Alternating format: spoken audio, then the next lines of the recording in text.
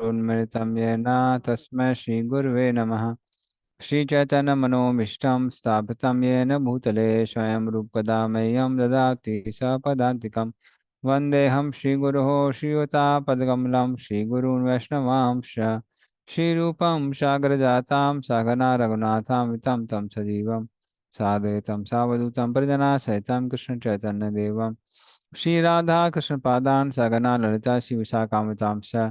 नमो विष्णुपादाय कृष्णप्रेष्ठाय भूतले श्रीमते भक्तिवेदांत स्वामिनिति नामने। नमस्ते सारस्वते देवे गौरवाणी प्रचारणे निर्विशेष शून्यवादी पाश्चात्य स्थाने। वाञ्छकल्पतरुभ्यश्च कृपा सिन्धु एव च पतितानां पावनेभ्यो वैष्णवेभ्यो नमो नमः। नमो महावदन्नाय कृष्णप्रेमप्रदायते कृष्णाय कृष्णचैतन्य नामने गौरतसे नमः। हे कृष्णा करुणा सिंधु दीनबंधु जगत्पते गोपिका गोपिका कांता राधा कांता नमस्ते। तप्तकांचन गौरांगी श्री वृंदावनेश्वरी विश्वानुसुते देवी प्रणमामि हरिप्रिये। नीलचरण निवासाय नित्य परमात्मने बलभद्र सुभद्राभ्याम जगन्नाथाय च नमः। जय श्री कृष्ण चैतन्य प्रभु नित्यानंद श्री अद्वैत गदाधर शिवासादि गौर भक्तवृंद। हरे कृष्णा कृष्णा कृष्णा हरे हरे हरे राम राम राम हरे हरे।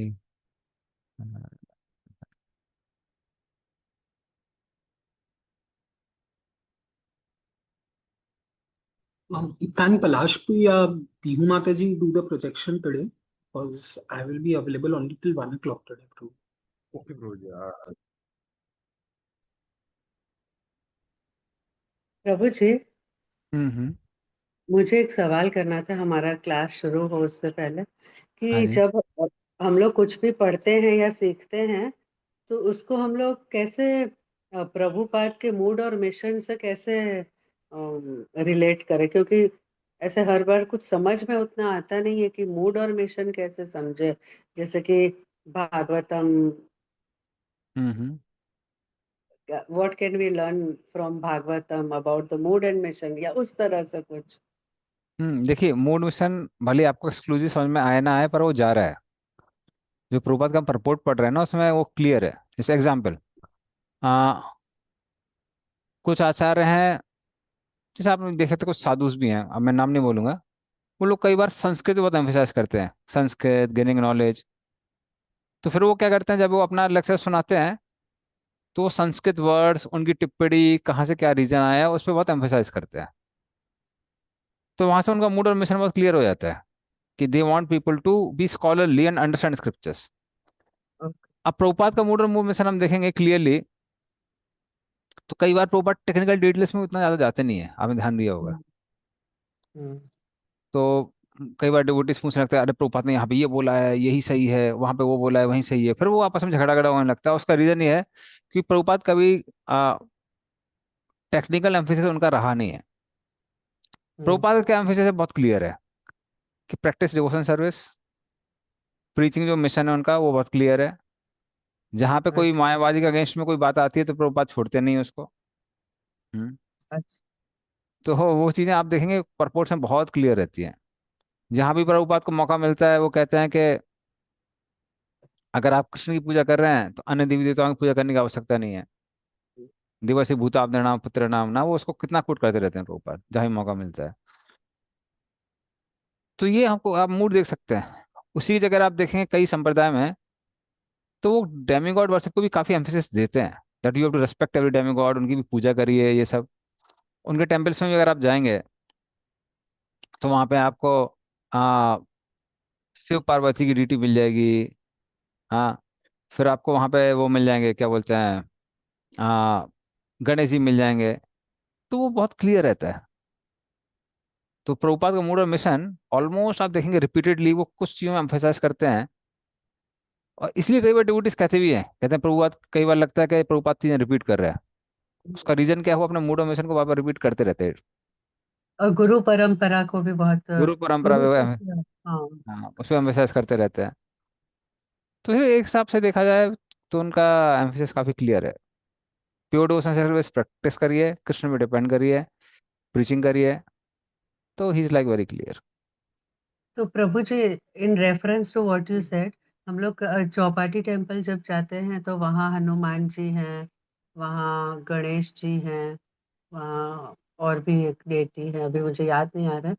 तो ये इंस्टॉल किए गए हैं या वो ये क्योंकि ये पुराना कंस्ट्रक्शन था तो वो हम्म। ऑलरेडी थे या क्या कुछ स्टोरी है? कुछ ड्यूटी जहाँ तक मुझे पता है वो पहले से थे।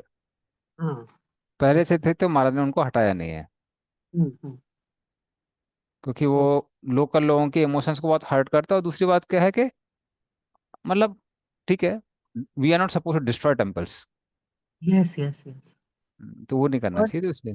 हाँ। और प्रभु जी जैसे कि भगवान, जब हम लोग क्रिएशन के बारे में पढ़ते हैं या कुछ, तो जैसे भगवान अलग अलग अवतार में अवतरित होते हैं, फिर डेमी गॉड्स अवतरित होते हैं, पर्सनालिटीज। तो इससे कैसे समझे कि मतलब क्या समझे इससे, मूड और मिशन, या इसको कैसे नहीं, देखिए रिलेट करें? देखिए, भागवतम में ये सब डिटेल दिया हुआ है, और प्रभुपाद का हम देख सकते हैं, प्रभुपाद भी उसके ऊपर कमेंट्रीज वगैरह करते हैं। But again if you see, वो directly indirectly he comes to Krishna.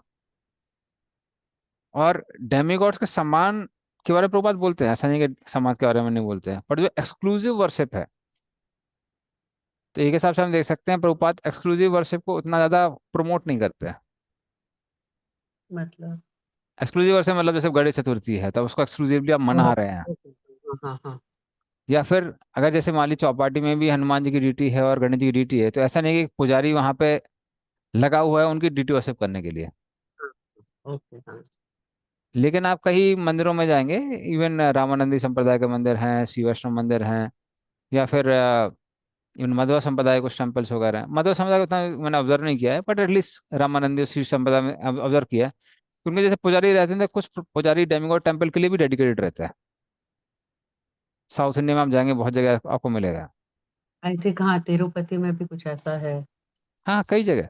Even यहाँ पे हम हम्म। लोग लोकल रामानुजी टेम्पल है, उसमें सीताराम लक्ष्मण है, सीताराम जानकी, राधा कृष्ण भी हैं, लक्ष्मी नारायण भी हैं, शिव पार्वती भी है। और जब पुजारी आते हैं तो वो सबको आरती दिखाते हुए, पूजा करते हुए जाते हैं।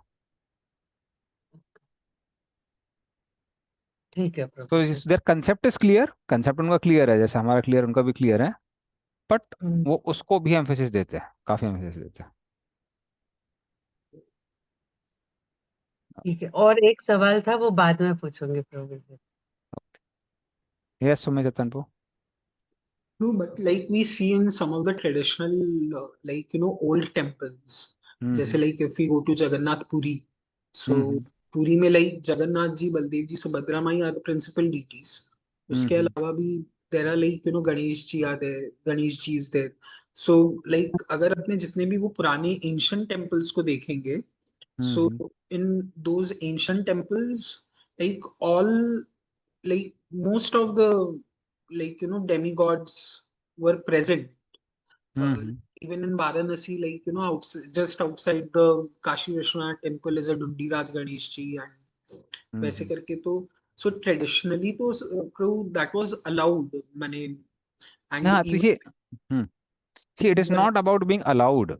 ये अलाउड वाली बात नहीं है। और वो लोग जो कर रहे हैं कुछ गलत नहीं कर रहे हैं, वो कुछ गलत नहीं कर रहे। वही मैं मूड की बात कर रहा हूँ। देखिए, मूड और मिशन में क्या होता है कि देयर आर मैनी राइट्स, बहुत सारी चीजें सही हो सकती है, बट एक पर्टिकुलर आचार्य पर्टिकुलर चीज पे एम्फेसाइज करता है, ही एम्फेसाइजेस, तो वो अंतर आ जाता है। even I in the hope. Hmm even in the Ram Mandir right now, Prue, if we see, they have installed Ganesh ji, Hanuman ji, Shiv ji, Parvati ji, Lakshmi, Vishnu. So abhi even in the Ram Mandir they are doing that too. हाँ, नहीं sir, वहाँ नहीं है। आप, मैं तो UP में हूँ ना, और यूपी का ही रहने वाला हूँ। तो बचपन से मैंने देखा कि वो सारे जितने भी रामानंदी संप्रदाय के जो टेम्पल्स हैं, उसमें बाकी सब डेमिगॉड्स भी रहते हैं। तो कुछ तो आपको क्लियरली मिलेंगे, जैसे प्रैक्टिकली हर टेम्पल में जो उनके वो रहेंगे, मेन डिटीज रहेंगे, राम लक्ष्मण जानकी वगैरह, ये रहेंगे डिटीज। फिर उसके बाद में एक जगह राधा कृष्ण रहेंगे, लक्ष्मी नारायण, शिव पार्वती, हम्म, ये ऑलमोस्ट आप देखेंगे सब जगह रहेंगे। तो वो प्रैक्टिकली सब जगह है। और वही रीजन मैं बोल रहा हूँ, आप किस मूड पे एम्फेसाइज करें उस पर डिपेंड करता है। तो ट्रेडिशनली कई टेम्पल्स में आप देखा जाए तो यूनिवर्सल मैनेजमेंट पे काफी वो किया जाता है, एम्फेसाइज। यूनिवर्सल मैनेजमेंट मतलब, ठीक है, Lord Vishnu is the supreme Lord, but बाकी जो डेमिगॉड्स हैं वो भी उनके आ, साथ में कोऑर्डिनेट करके पूरी दुनिया को चला रहे हैं। तो इस तरह से आप सबका ही सम्मान करते हैं, सबका सम्मान करते हुए, सबकी पूजा करते हुए फिर आप आगे जाते हैं। तो वो एम्फेसिस हो जाता है। लेकिन अगर आप गौड़ीय वैष्णविज्म में देखेंगे तो गौड़ीय वैष्णविज्म में exclusive worship of Krishna the mood of Radha Rani, वो बहुत एम्फेसाइज किया हुआ है कि कृष्ण की ही पूजा कर रहे हैं और वो भी राधा रानी के मूड में करते हैं। तो इसलिए अगर आप अष्टसखी भी देखेंगे, हमारे अष्टसखी कौन है? वो अष्टसखी हैं जो राधा रानी की क्लोज एसोसिएट्स है। तो एक गॉडी वैसा मूड चला आ रहा है, तो वो कंटिन्यू करता है। इसलिए कई बार बहुत सारे डिवोटीज, इवन मैंने देखा है, हम लोग के यूथ सेंटर छोड़ के गए हैं। और उसका एक रीजन है, वो पहले से ट्रेडिशनली सीताराम लक्ष्मण हनुमान या फिर किसी की पूजा करते हुए आए थे, और यहाँ पे आते हुए उनको लगता है कि अरे यार ये लोग तो कुछ ज्यादा ही वो है, एक्सक्लूसिव है, राधा कृष्ण पे ही फोकस करते रहते हैं। तो वो है, वो फोकस है। और उसके हिसाब से देखेंगे आप, भले ही हम लोग बोलते हैं कि भाई ठीक है आप राम के भक्त भी हैं, वरादेव के भक्त हैं, कोई भी हैं आप रह सकते हैं, और हम एग्जाम्पल देते हैं, अनुपम का एग्जाम्पल देते हैं, मुरारी गुप्ता का एग्जाम्पल देते हैं, but even they had difficulty. जब चैतन्य महाप्रभु ने मुरारी गुप्ता को बोला कि आप राधा कृष्ण की पूजा क्यों नहीं करते हैं, या फिर सनातन गोस्वामी रूप गोस्वामी ने उनको बोला था अनुपम को कि नहीं करते हैं, तो वो लोग कह हम्म। रहे हैं कि हम राम की पूजा नहीं छोड़ सकते हैं। तो एक आज परंपरा का एक मूड है। वो तो प्रभु और- जी, लेकिन सनातन गोस्वामी ने और रूप गोस्वामी ने कहा था जस्ट टू टीज, और थोड़ा सा हम्म। To really no. हाँ, नहीं, मतलब दैट इज ऐसा ट्रू, नहीं था कि बट दे वर फोर्सिंग और एनीथिंग। नहीं वो ठीक है, वही मैं बोल रहा हूँ। इसका मतलब हम लोगों ने सिखाया क्या है कि हम उसको डिनाई नहीं करते हैं, क्योंकि ये भी भक्ति है, शुद्ध भक्ति है। बट फिर भी जहां तक हमारे लिटरेचर्स की बात आती है, तो अब लिटरेचर्स में आप देखेंगे, रूप गोस्वामी लिटरेचर्स हैं, अभी वो कृष्ण लीला में कौन कौन से भक्त हैं, किसका कैसा रस है, कौन कौन से अंग हैं आपके प्रेम में, कौन कौन से असात्विक विकार होते हैं, तो वो सारे के सारे आप देखेंगे राधा कृष्ण के रिलेशनशिप में है।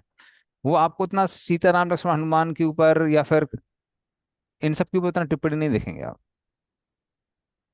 तो हम जो भी बोले, लेकिन ये एक मूड है परंपरा का, हमारे परंपरा का, वो जो चला आ रहा है और उस पर एम्फेसाइज रहता है। जैसे हम लोग भी कभी कभी चित्रकूट जाते हैं या फिर अयोध्या जाते हैं, तो ओके।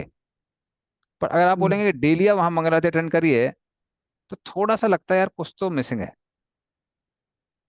और उसका रीजन क्या है कि वो राधा कृष्ण के प्रति जो डिवोशन है वो इतना प्रगाढ़ हो गया है कि वो चीज़ों को छोड़ना थोड़ा सा डिफिकल्ट लगता है। छोड़ना मतलब उसको बैकग्राउंड में रखना थोड़ा मुश्किल हो जाता है। तो वन से वाइल कभी यात्रा में जा रहे हैं, दर्शन ले रहे हैं, तो अच्छा लगता है। बट आप बोलेंगे नहीं नहीं आप यहीं पे रहिए, इनकी ही पूजा करिए, तो वो थोड़ा सा लगने लगता है कि अरे भाई कहीं तो कुछ मिस कर रहा है, राधा कृष्ण की पूजा करना है।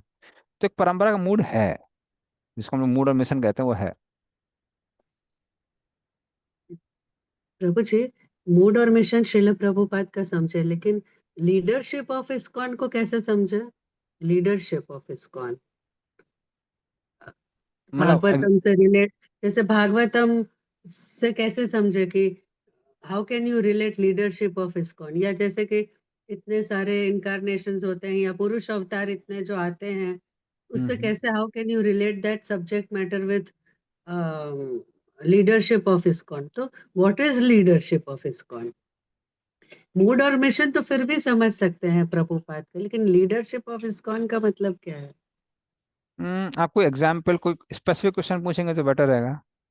जैसे कि प्रभु जी, फर्स्ट कैंटो में वो थर्ड चैप्टर का 28th वर्स है ना, एथे चाम्स कलापुंसक, एथे एथे चाम्स एते कला पुंसाम चामसा कृष्ण, कलापुंसक। हाँ, कृष्णस्तु भगवान स्वयं। हाँ, वो वाला जो चैप्टर है उसमें सारे अवतारों के बारे में दिया है, सब कुछ इनकारनेशन पूरा लोडेड है। और हम्म। फिर लास्ट में जाके 28 वर्स में प्रूव कर रहे हैं कि एक्चुअली, कृष्णस्तु। हाँ, ही इज अल्टीमेट। इससे कैसे हम लोग लीडरशिप ऑफ इस्कॉन क्या समझे, मतलब how hmm. Can you relate this subject matter with leadership of ISKCON? नहीं देखिए, आप लीडर जब बोल रहे हैं, लीडर वर्ड बहुत वाइड वर्ड है। हाँ। आप जो लीडर वर्ड बोल रही हैं वो बहुत वाइड है। आप गवर्निंग की बात कर रही हैं, या फिर आप प्रीचर्स की बात कर रहे हैं, या आप मैनेजर्स की बात कर रहे हैं, आप किसकी बात कर रहे हैं? ओके, तो question is not very appropriate, मतलब नॉट वेरी क्लियर, क्योंकि किसी हम्म। ने मेरे से पूछा था, हम्म। तो आई कुड नॉट अंडरस्टैंड कि मैं क्या बोलूं या क्या मतलब क्या इससे समझूं। हाँ नहीं, वो जो जिसने भी क्वेश्चन पूछा, he has to be very clear and specific, वो क्या ओके। पूछना चाहता है। हाँ जब आप हाँ। लीडरशिप की जब आप बात कर रहे हैं, तो लीडरशिप मतलब लीडर्स बहुत है, कुछ नेचुरल लीडर्स होते हैं, उनको कोई पोस्ट पोजीशन की जरूरत नहीं है। वो जहाँ जाते हैं ऑटोमेटिकली लोग उनको फॉलो करने लगते हैं, और वो लोगों को गाइड करते हैं, they don't need any post position. तो हो सकता है कोई टेम्पल्स उनको इवन रिकॉग्नाइज नहीं करता हो कोई कोई लीडर है। तो कुछ हम्म। नेचुरल लीडर्स होते हैं, कुछ डिवोटीज होते हैं जो मैनेजमेंट में लीडर्स हैं, तो वो अलग है, प्रीचर्स अलग है। कुछ लोग ट्रेजरी में रहते हैं, वो अलग रहते हैं, पूरा उनका फाइनेंशियल वो उनके हाथ में है, किसको क्या खर्च करना है नहीं। एडवाइजरी। हाँ, एडवाइस अलग रहता है, तो इसलिए वो उसको हम बहुत स्पेसिफिक नहीं बोल सकते हैं कि वो what does he exactly mean, तो वो क्लियर करना पड़ेगा। लेकिन समझ लीजिए कि कुछ ऐसे जनरल लीडरशिप को ले, तो इसको भी कैसे इस सब्जेक्ट से जोड़ सकते हैं, पुरुष अवतार या डेमिगॉड्स या ये सब थर्ड चैप्टर देखिए, से। जो मैं क्वेश्चन समझ पा रहा हूँ आपकी बात से, वो ये है कि व्हाट इज देयर रोल, किस तरह का रोल है, उसी की बात मुझे तो करेंगे ना। क्वेश्चन ही समझ में नहीं आया है नहीं कि नहीं नहीं, तो नहीं, कई बार कुछ डिवोटी एक्सप्रेस भी करते हैं ना उनको, not to offend anyone, but क्या होता है, कुछ डिवोटीज कम्युनिकेशन में बहुत पुअर होता है, हाँ वो वर्ड कुछ और बोलते हैं, मतलब उनका कुछ और होता है। हाँ। अच्छा। अगर आप उनको लीडरशिप बोलेंगे तो लीडरशिप का क्या मतलब है, तो वही सोचने लगे लीडरशिप का क्या मतलब है, so they don't understand even what they are speaking. तो वो डिवोटीज पूछना पड़ेगा कि आप कोई स्पेसिफिक पर्सन का नाम लेके, और आप पूछिए कि उनकी कौन सी एक्टिविटी थी जो जिसको आप रिलेट करना चाहते हैं, क्या करना चाहते हैं, तब चीजें समझ में आती है। लीडरशिप और ठीक है। अवतार, ठीक है, लीडर्स आर नॉट अवतार लीडर्स आर नॉट अवतार, यही समझ सकते हैं हम लोग, वो तो भगवान नहीं नहीं, है ना। लीडर ऐसा समझ सकते हैं कि लीडर शुड नॉट फील कि वो कर रहे हैं कुछ, उनको भी कोई किसी ने एम्पावर, तो जैसे डूअर से, डेमिगॉड्स को ओके एम्पावर ओके, किया है वैसे। वो अभी डूअर से, मुझे जस्ट स्ट्राइक किया अभी, ऐसा नहीं कि it hmm, just click now मतलब। हाँ, तो उस चीज में हम लोग हो सकते हैं, जीवेर स्वरूप कृष्ण दास जो भी है, सबके कृष्ण के दास ही हैं। Even Balram is also serving Krishna, Balram ji भी कृष्ण के दास हैं, भले वो भगवान है। सिर्फ बलराम जी कृष्ण को सर्व कर रहे हैं, तो बाकी लोगों का कहना ही क्या है, तो ये पॉइंट हम बोल सकते हैं, कि लीडरशिप बेसिकली मींस सर्विटरशिप, ऐसे सर्वेटरशिप। करके। राइट हम्म। राइट, अभी थोड़ा सा सर्व, हाँ। हाँ। ओके हो प्रभु। सकता है वो पूछ रहा हूँ, मैं हो बता दो रहा सकता। हूँ, ऐसे ऐसे कई बार क्वेश्चन पूछे हैं कि वो डिवोटी को क्लियर नहीं कि वो क्या पूछ रहे हैं। सो वर्ड्स कई बार डिवोटी थोड़ा गलत चूज कर लेते हैं, हम्म।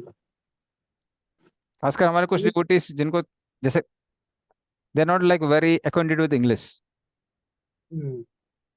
तो इसलिए वर्ड्स भी कई बार वो लोग गलत चूज कर लेते हैं। हम्म।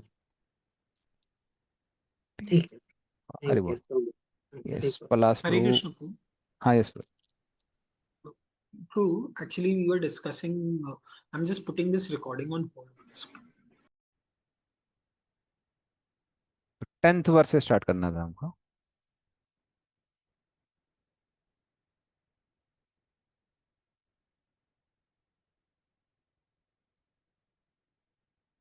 पुरुषो अंडम विनिर्भिद्य, यदा सोऽसा विनिर्गतः, आत्मनो अयनम अन्विच्छन्, अपो अस्राक्षिच शुचि शुचि।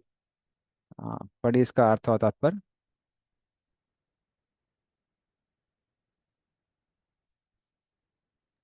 कृष्णा। हरि। अरे वो, विभिन्न ब्रह्मांडों को पृथक करके विराट स्वरूप भगवान महाविष्णु, जो प्रथम पुरुष अवतार के प्रकट होने के स्थान कारण नाम से बाहर आए थे, सृजित दिव्य जल गर्भोदक में शयन करने की इच्छा से उन विभिन्न ब्रह्मांडों में प्रविष्ट हुए।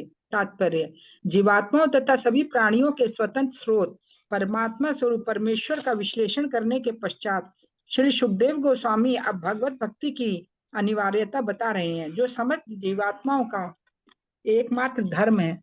भगवान श्री कृष्ण तथा उनके अंश और अंशांश एक दूसरे से अभिन्न है, और इस प्रकार इनमें से प्रत्येक स्वतंत्र है। इसे सिद्ध करने की दृष्टि से सुखदेव गोस्वामी परीक्षित हम्म, को दिए गए वचन के अनुसार भौतिक सृष्टि के क्षेत्र में भी पुरुष अवतार की स्वतंत्र सत्ता का वर्णन कर रहे हैं। हाँ भगवान के मारे, ऐसे कार्य। हरे कृष्णा, ये एक्चुअली हो चुका है ये, तो आगे चलते हैं हम लोग। ये श्लोक हो चुका है, लास्ट टाइम किया था, 11 नंबर से। अच्छा, ठीक है प्रभु जी। हरे हरे।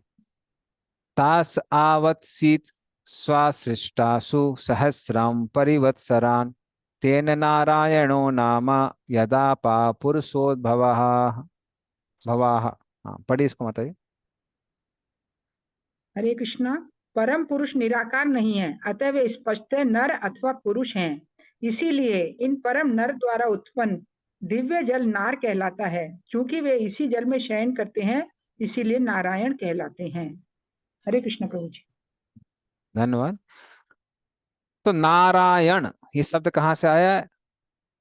नार जिसको जल कहते हैं, और अयन मतलब जो उसमें लेटे हुए हैं, सो रहे हैं। हाँ, तो इस तरह से उस जल के कारण का नाम क्या पड़ा है? नारायण पड़ा है।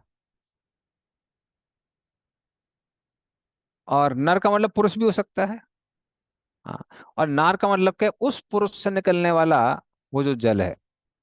तो नर मतलब पुरुष, नार मतलब उससे निकलने वाला जल, और अयन मतलब जो उनके आराम करने का स्थान है। तो उससे शब्द क्या आता है? नारायण।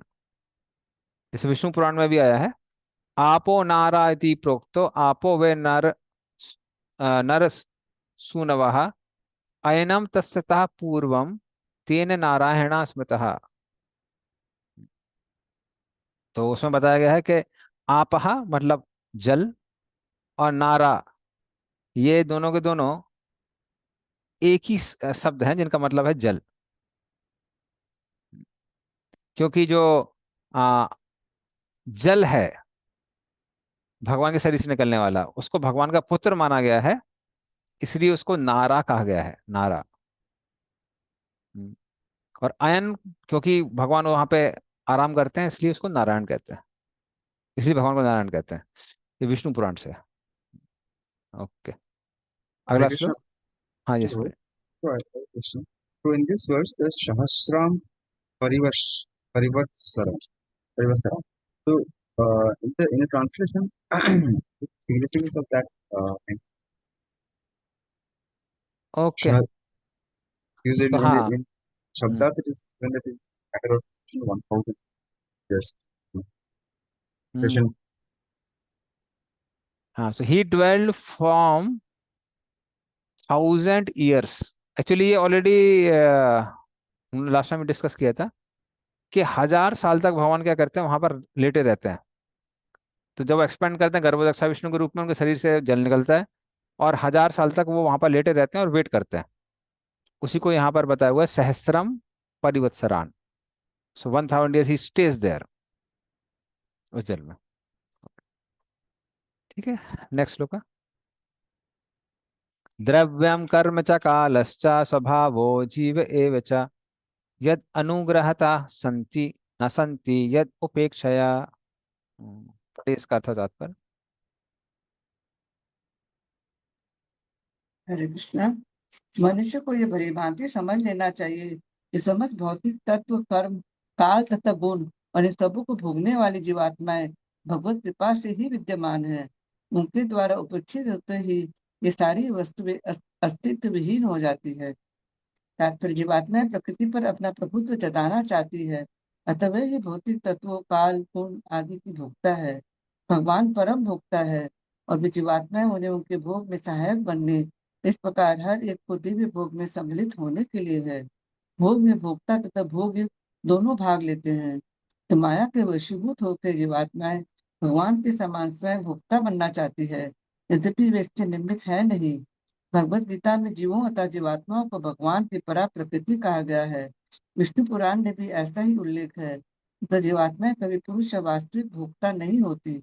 अतः इस संसार में जीवात्मा द्वारा सुख भोग की इच्छा झूठी है। आध्यात्मिक जगत में से जीवात्माएं शुद्ध होती हैं, अतः वह परमेश्वर के सुख में हाथ बटाने वाली होती है। भौतिक जगत में अपने कर्म के द्वारा जीवात्मा के सुखोभोग की भावना प्राकृतिक नियमों के कारण क्षीण होती जाती है और माया बद्ध जीवों का कान भरती रहती है। ये भगवान से तदाकार हो। यह माया का आखिरी जाल है। जब भगवत गीता से अंतिम जाल भी दूर हो जाता है तो जीवात्मा अपनी पूर्व स्थिति को प्राप्त होता है और इस प्रकार वास्तव में मुक्त हो जाता है। भगवान भव बंधन से मुक्ति देने के लिए ही जगत की सृष्टि करते हैं, कुछ काल तक पालते हैं अपनी गणना के अनुसार 1000 वर्षों तक, जैसा कि पिछले श्लोक में आया है, और तब अपनी ही इच्छा अनुसार उनका संहार कर देते हैं। तो जीवात्मा भगवत कृपा पर पूर्णतः आश्रित रहती है। इसलिए जब भगवान चाहते हैं तो वैज्ञानिक विकास द्वारा उत्पन्न तथाकथित उपभोगों को मिट्टी में मिला देते हैं। हरे कृष्णा। हरी हरी। तो इस श्लोक में भगवान क्या बता रहे हैं कि तद आसीत स्वसृष्टिषु सहस्रम, नहीं नहीं ये हम्म, द्रव्यम कर्म कालश्च स्वभावो जीवे एव च यद अनुग्रहता संति न संति यद उपेक्षया। तो क्योंकि भगवान का कनेक्शन है सबके साथ, हाँ, यद अनुग्रहता, हाँ मतलब उनकी कृपा है, तो उसकी वजह से काल कर्म स्वभाव, ये सबके सब अपने अपने अफेक्ट क्रिएट करते हैं। तो जैसा हमने बताया उपादान कारण, तो उपादान कारण कौन है? सृष्टि है। और निमित्त कारण कौन है? भगवान है। तो उपादान कारण और निमित्त कारण, उपादान कारण काम क्यों करता है? निमित्त कारण की वजह से। जैसे मिट्टी अपने आप में घड़ा नहीं बना सकती है जब तक कोई मिट्टी से घड़ा नहीं बना रहा हो। तो उस तरह से बिना परमात्मा के ना जीव को शरीर प्राप्त हो सकता है, और ना उसके अंदर जो भी अफेक्ट आ रहे हैं वो अफेक्ट आ सकते हैं। तो ये सारे चीजों के लिए किसकी आवश्यकता है? परमात्मा के लिए आवश्यकता है। जैसे शरीर में हमारा जो सब कुछ हो रहा है, डाइजेशन ये वो, तब तक होता है जब तक कौन है? आत्मा है इसके अंदर। उसी तरह से हम देखते हैं प्रकृति के अंदर भी हवा बह रही है, बारिश हो रही है, सीजन्स टाइम पे आ रहे हैं जा रहे हैं, चेंजेस आ रहे हैं। वो क्यों आ रहे हैं? क्योंकि परमात्मा है। तो बिना परमात्मा के प्रेजेंस के कोई भी चीज संभव नहीं है। ओके, नेक्स्ट अगला श्लोक। एको नानात्वमन्विच्छन् योग तल्पात् समुत्थितः वीर्यं हिरण्मयं देवो मायया व्यसृजत् त्रिधा। हाँ, पढ़िए इसका अथवा तात्पर्य। हरे कृष्णा।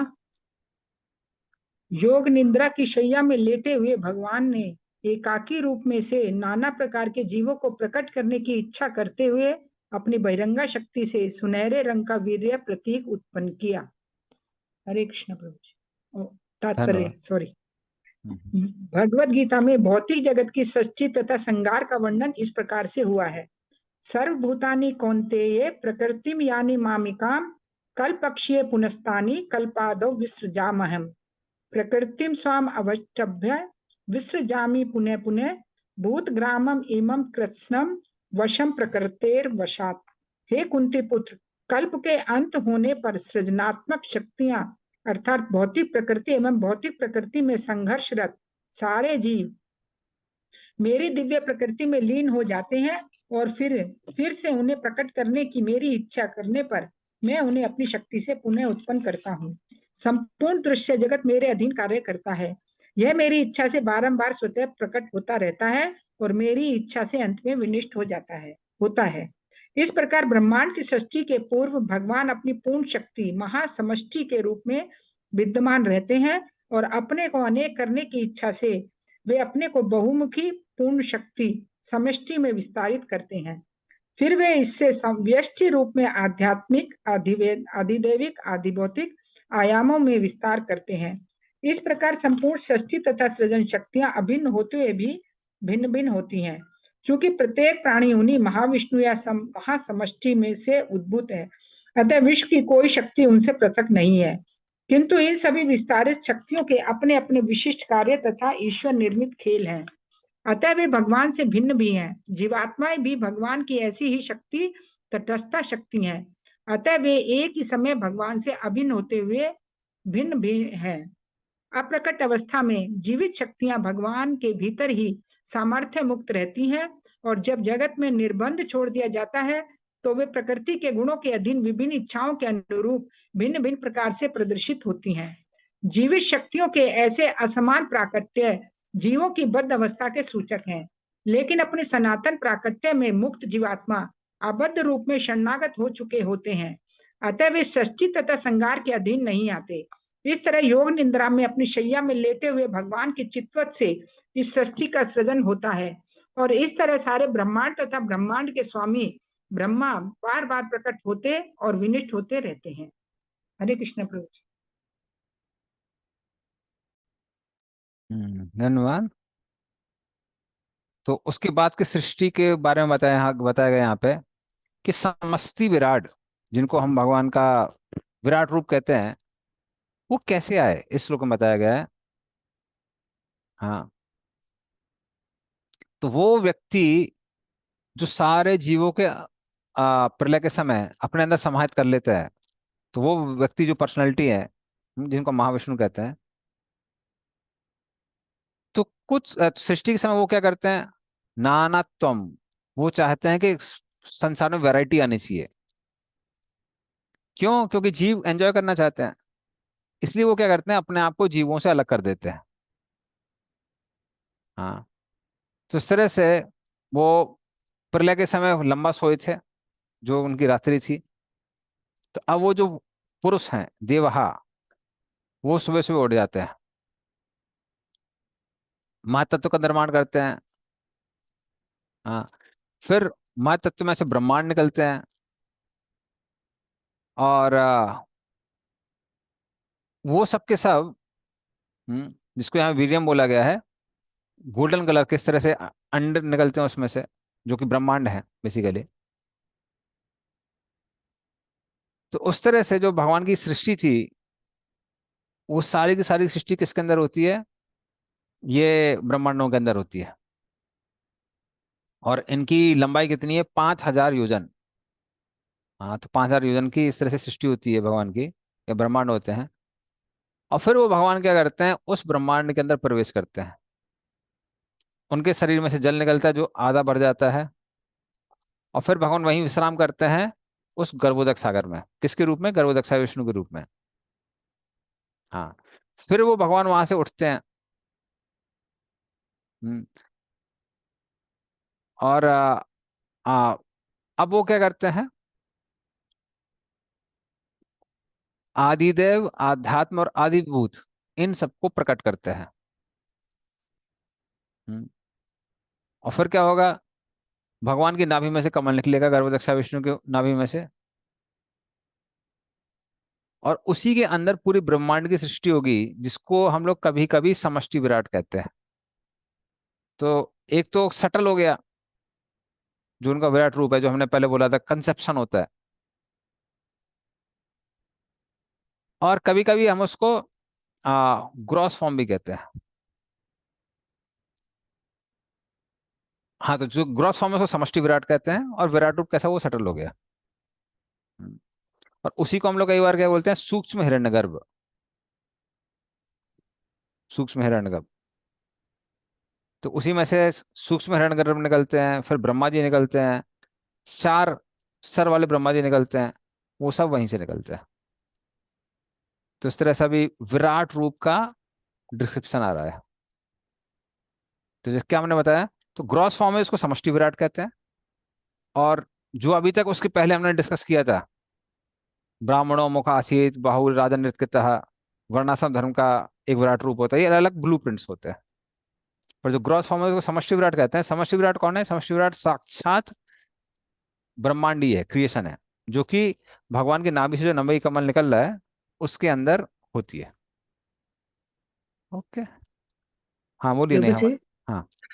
मतलब सिर्फ समझना है कि मेरा कॉन्सेप्ट अंडरस्टैंडिंग सही है कि नहीं, कि जैसे हम लोग आत्मा है और उसके ऊपर ये ग्रोस बॉडी है, वैसे ही जो विराट रूप यूनिवर्सल फॉर्म है, he is the subtle form, and this material world is the gross body yes, yes. Of that subtle form. और ये ग्रॉस फॉर्म है, उसको हम समष्टि विराट कहते हैं। हाँ, समझ गई। ठीक है, तो नेक्स्ट श्लोक में चलते हैं। आदिदेवम अथाध्यात्मम आधिभूतम इति प्रभुः अथैकं पुरुषं वीर्यं त्रिधा भिद्यते तच्छृणु। पढ़े, इसका भी अर्थ होता तात्पर्य। हरे कृष्णा।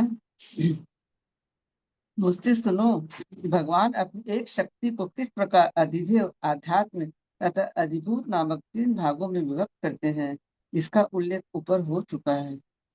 कृष्ण। हाँ, तो कैसे अत्यधिकम पुरुषम वीर्यम त्रिधा भिद्यत तच्छृणु। तो कैसे भगवान का समष्टि विराट का एक रूप है, फिर हिरण्यगर्भ है, 4 सर वाले ब्रह्मा है, ये तीन की बात की जा रही है। कौन कौन? भगवान का समष्टि विराट रूप, हिरण्यगर्भ, और 4 मुंह वाले ब्रह्मा, जो कि आध्यात्मिक आदिदेव और आदिभूत से अलग है।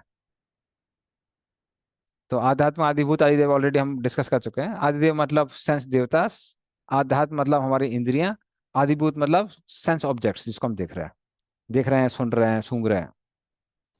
तो ये उन सबसे अलग है। तो ये 3 जो फॉर्म्स की बात की जा रही है वो है समष्टि विराट, हिरण्यगर्भ और 4 सर वाले ब्रह्मा। ओके, ठीक है, तो आगे चलते हैं। अंता शरीर आकाशात् पुरुषस्य चेष्टतः ओजसहो बलम यज्ञे तथा प्राणो महान अशुः। पढ़े इसका अर्थ। हरे कृष्णा।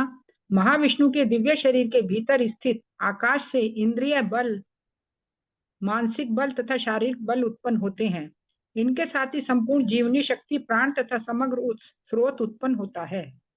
हरे कृष्ण प्रभु। धन्यवाद।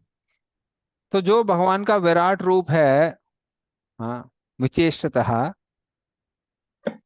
उसमें से क्या आता है? ओजः। ओज ओज हम बोलते हैं जो इंद्रियों का बल है, उसको ओज कहते हैं। तो कई बार क्या होता है, इंद्रियां काम नहीं करती, जैसे आंखें ठीक से देख नहीं पा रही हैं, ओज कम हो गया है। कान ठीक से सुन नहीं पा रहे हैं, तो ओज कम हो गया है। फिर सहा, सहा होता है मन का, मेंटल पावर। हाँ, किसी के अंदर डिटर्मिनेशन है, किसी के अंदर नहीं है, ये सहा कहलाता है। और फिर होता है शक्ति, जो शरीर की शक्ति होती है, उसको हम बल कहते हैं, बलम। तो ओजा सहा बलम।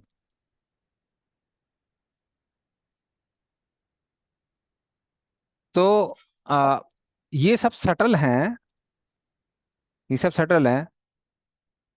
उनसे क्या निकलता है? उनसे निकलता है प्राणवायु। तो प्राणों, तो उससे प्राण निकलता है। प्राणवायु का काम क्या है? आ, वो शरीर को मेंटेन करके रखती है। फिर असुहु, असु जो जीवन को मेंटेन करके रखती है, फिर जीवन को वो करती है, फिजिबल बनाती है।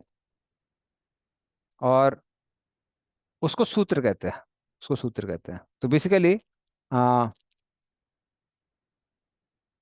क्या क्या है? ओजा सहो बलम जगे तथो प्राणो महानसु। तो उससे प्राण जो है, या फिर जो लाइफ एयर है, वो सब कैसे होते हैं? वो मेंटेन रहती है बॉडी में, और उसकी वजह से हम लोग जीवित रहते हैं। तो ये 3 चीजें अलग अलग हैं, ओज, सह, बलम। ओके,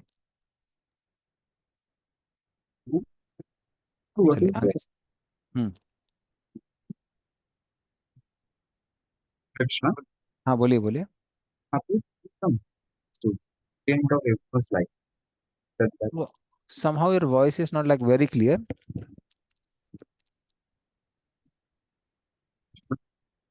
हाँ, yes please. so what is Mana Asu, fountainhead of one's life? What does that mean in terms of okay, so the- प्राणा महान असुहु।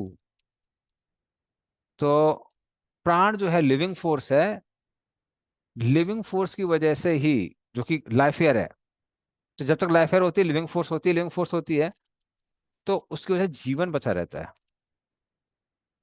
तो अगर वो लाइफ एयर धीमी हो गई, तो फिर ना ही बुद्धि काम करती है, ना शरीर काम करता है, और ना ही सेंसेस काम करते हैं। पर ये आई कहाँ से, ये लिविंग फोर्स? ये आई है ओज सह बलम। तो ये सटल थे and they manifest in the form of airs. अब समझ गए ना, ये ओज सहज बलम ये सब के सब क्या है, ये सटल फॉर्म्स हैं। और इनसे क्या जनरेट होता है, हमारे अंदर जो वायु होती है वो सब जनरेट होती है। इसीलिए जो लोग योगी लोग हैं, वो वायु को कंट्रोल करके ये सारी प्रॉब्लम सॉल्व कर देते हैं। सेंसेस की problem, mind mental problems, bodily problem, ये सब वो लोग सॉल्व कर देते हैं। इसलिए आप कई बार देखेंगे एक पतला सा योगी होगा, वो पहला के 750-1000 किलो का आराम से वजन उठा लेता है। तो अपने लाइफ फेयर के द्वारा वो बल को कंट्रोल करते हैं, उसको उठा लेते हैं। या फिर वो माइंड कंट्रोल करना पड़ता है बहुत, माइंड हवा वो हो रहा है, तो फिर वो सहा लाइफ फेयर के द्वारा जो सह है मेंटल फोर्स है उसको स्ट्रॉन्ग कर लेते हैं, उसको उसे कंट्रोल कर लेते हैं। कई बार वो बहुत दूर तक की चीजें देख पाते हैं, तो ओज है, ओज को कंट्रोल करके या फिर उसको बढ़ा के लाइफ फेयर के द्वारा वो उसको क्या करते हैं, वो अपने सेंसुअल पावर को बढ़ा देते हैं। Okay, Palash. The the senses, then mind and body are the gross items, but the energy of senses, mental force, and body strength, they are subtle. Actually they are ओजह सहा और बलम, जो practically जो 3 वर्ड्स हैं जिसको हम sensual power, mental power और बॉडी स्ट्रेंथ बोल रहे हैं, ये पहले सटल था। वो मैनिफेस्ट ग्रॉस फॉर्म में कैसे होता है, इन फॉर्म ऑफ एयर्स। और वो एयर से क्या होता है, वो हमारा जो ग्रॉस बॉडी है वो ग्रॉस बॉडी फंक्शनल हो जाता है। ठीक है, क्लियर? ओके, हाँ 16 बजा हुआ है। यस। अनुप्राणन्ति यम प्राणः प्राणन्तं सर्वजंतुषु अपानंतम अपानंति नरदेवम एवानुगाह। पढ़ी, इसका भी अर्थ होता पर। कृष्णा, जिस प्रकार राजा के अनुयायी अपने स्वामी का अनुसरण करते हैं, उसी तरह संपूर्ण शक्ति से गतिशील होने पर अन्य समस्त जीव हिलते डुलते गति करते हैं। जब संपूर्ण शक्ति निश्चेष हो जाती है, अन्य समस्त जीवों की इंद्रिय क्रियाशीलता रुक जाती है। तात्पर्य जीवात्मा परम पुरुष की पूर्णतः शक्ति पर निर्भर रहती है, किसी का स्वतंत्र अस्तित्व नहीं रहता। इस प्रकार विद्युत बल में स्वतंत्र तेज नहीं होता। बिजली का प्रत्येक यंत्र बिजली घर पर पूर्ण रूप से निर्भर रहता है।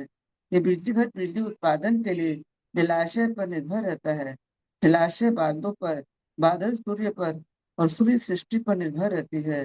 ये सृष्टिपूर्ण पुरुषोत्तम भगवान की चेष्टा अथवा गति पर निर्भर करती है। इस प्रकार भगवान समस्त कारणों के कारण स्वरूप है। हरे कृष्ण। धन्यवाद। तो अभी सीक्वेंस यहाँ बताया हुआ है, सो सीक्वेंस क्या बताया हुआ है कि ओज सह और बलम ये किसके रूप में आते हैं, सूत्र के रूप में, जो कि प्राणवायु वगैरह है। और ये सूत्र जब ये एक्टिव होता है तो इंद्रियां काम करती हैं, इंद्रियां कार्य करने लगती हैं। जैसे जब राजा एक्टिव होता है तो उसके जो अनुचर हैं, जो सेवक हैं, वो काम करने लगते हैं। और एक बार सूत्र अगर मान लीजिए काम नहीं कर रहा है, तो फिर ये सभी काम नहीं करते हैं। तो सूत्र की पावर पे यहाँ एम्फेसाइज किया हुआ है। ओके। प्राणे प्राणेनाक्षिपता क्षुत्र अंतरा जायते विभो पिपासतो जक्षतश्च प्राण मुख्यम निर्भिद्यत। पढ़िए, इसका भी अर्थ हो जाता पर। हरे कृष्णा।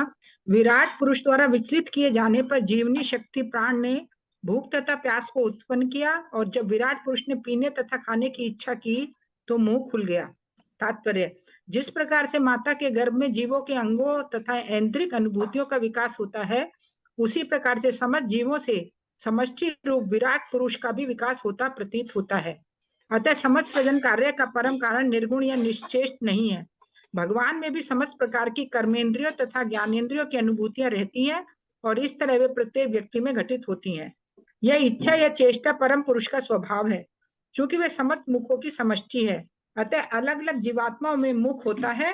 इस प्रकार से अन्य सारी इंद्रियां तथा उनके अंग भी होते हैं। यहाँ पर मुख समस्त इंद्रियों का प्रतीक स्वरूप है, क्योंकि अन्यों पर भी यही नियम लागू होते हैं। हरे कृष्णा प्रभु जी। धन्यवाद। तो ये सूत्र है क्या? ये सूत्र तत्व जो क्या है, जो हम लोग जिसकी बात कर रहे थे ना, महातत्व एंड मोड ऑफ पैशन, ये सूत्र तत्व की बात चल रही है यहाँ पे। ठीक है, तो अभी कई बार कुछ भक्त लोग क्वेश्चन पूछते हैं, पर वो सूत्र तत्व यूज कहाँ होता है? वो सूत्र तत्व यहाँ यूज होता है। हम्म। तो वो सूत्र से क्या होता है? वो सूत्र से विराट पुरुष अर्थात जो अभी साक्षात पूरा ब्रह्मांड है, उसके अंदर क्या आते हैं? भूख और प्यास आती है। तो ओके, तो हालांकि पुराने उनसे लग रहा था श्लोकों से कि जैसे सूत्र है वो किसको रेफर कर रहा है, ये वायु को रेफर कर रहा है, पर ये वायु का पार्ट नहीं है, ये महातत्व से जो सूत्र तत्व है उसका पार्ट है। और क्योंकि उसके अंदर क्या होता है, रजोगुण की वृद्धि ज्यादा होता है, पोर्शन ज्यादा होता है, इसलिए एक्टिविटी करने का मन करता है। तो activity begins with hunger and thirst. जब तक भूख और प्यास नहीं लगी तब तक आदमी एक्टिविटी करेगा नहीं। हम्म। और ये जो भगवान का रूप है, इसको भगवान क्यों बोला गया है यहाँ पे? वो रेस्पेक्ट की वजह से बोला गया है। हाँ, क्योंकि ये जो ब्रह्मांड है वो किसकी वजह से आया है? वो भगवान की वजह से ही आया है। हाँ, तो ये जो समष्टि विराट है, जो पूरा ब्रह्मांड है,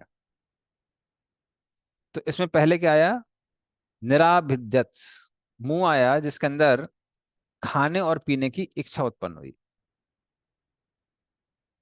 ओके, आगे चलते हैं, फिर हम लोग देखते हैं कैसे अन्य इंद्रियां आती हैं। मुखतस्तादु निर्भिन्नम जिह्वा तत्रोपजायते ततो नानारोष जग्गे जिव्या यो अधिगम्यते। पढ़े इसका अर्थ और तात्पर्य। कृष्णा, मुख से तालु प्रकट हुआ और फिर जीभ भी उत्पन्न हुई। इन सबके बाद विविध स्वादों की उत्पत्ति हुई, जिससे जीभ उनका स्वाद ले सके। तात्पर्य, विकास की यह प्रमुख प्रक्रिया नियामक देवों अधिदेव की व्याख्या प्रस्तुत करती है, क्योंकि आस्वाद्य रसों का नियामक देव वरुण है। अतः मुख जीभ का आश्रय स्थल बनता है, जो विभिन्न रसों का आस्वाद करती है। इनका नियामक देव वरुण है। इसे ऐसे लगता है कि जीभ के साथ ही वरुण भी उत्पन्न हुआ। जीभ तथा तालु निर्मित मात्र होने के कारण अधिभूत या पदार्थ के रूप है, जबकि कार्य करने वाला देव अधिदेव है, क्योंकि जीव है तथा जिस पुरुष पर कार्य किया जाता है वह आध्यात्म है। इस प्रकार विराट पुरुष के मुख खुलने के पश्चात तीनों श्रेणियों के जन्म की व्याख्या हो जाती है। प्रस्तुत श्लोक में 4 सिद्धांत किए गए हैं, जिनसे पहले बताए गए 3 प्रमुख तत्वों आध्यात्म, अधिदेव तथा अधिभूतम की व्याख्या हो जाती है। हरे कृष्ण। धन्यवाद। तो इसको हम थोड़ा सा एक्सप्लेन करते हैं डिटेल में। ओके। हम्म तो इसमें बेसिकली 17 नंबर से 30 तक ऑलरेडी हमारा स्टार्ट हो गया है। 17 नंबर से 30 तक एक प्रोसीजर बताया हुआ है। प्रोसीजर क्या बताया हुआ है? क्योंकि जीव की इच्छा थी और भगवान की इच्छा थी कि जीवों को आ, एक शरीर प्राप्त हो, इसीलिए भगवान का जो ग्रॉस सेंस ऑर्गन है, हम्म, इसको अधिभूत करते हैं कहते हैं, उससे कौन कौन निकलता है? उससे हमारे अंदर आध्यात्म निकलता है, इसको सटल सेंस ऑर्गन कहते हैं, और आदिदेव निकलता है। और फिर उससे कौन उत्पन्न होता है? उससे तन्मात्रा उत्पन्न होती है, सेंस ऑब्जेक्ट्स इस संसार में उत्पन्न होती है। तो उसको आ, ठीक है, मैं इसको प्रेजेंट कर देता हूँ आप लोगों के सामने, थोड़ा ज्यादा बेटर रहेगा, फिर आपको ज्यादा क्लियर होगा। तो अभी क्या है ना, plus you can may be remove the sharing option, मैं शेयर करके दिखाता हूँ।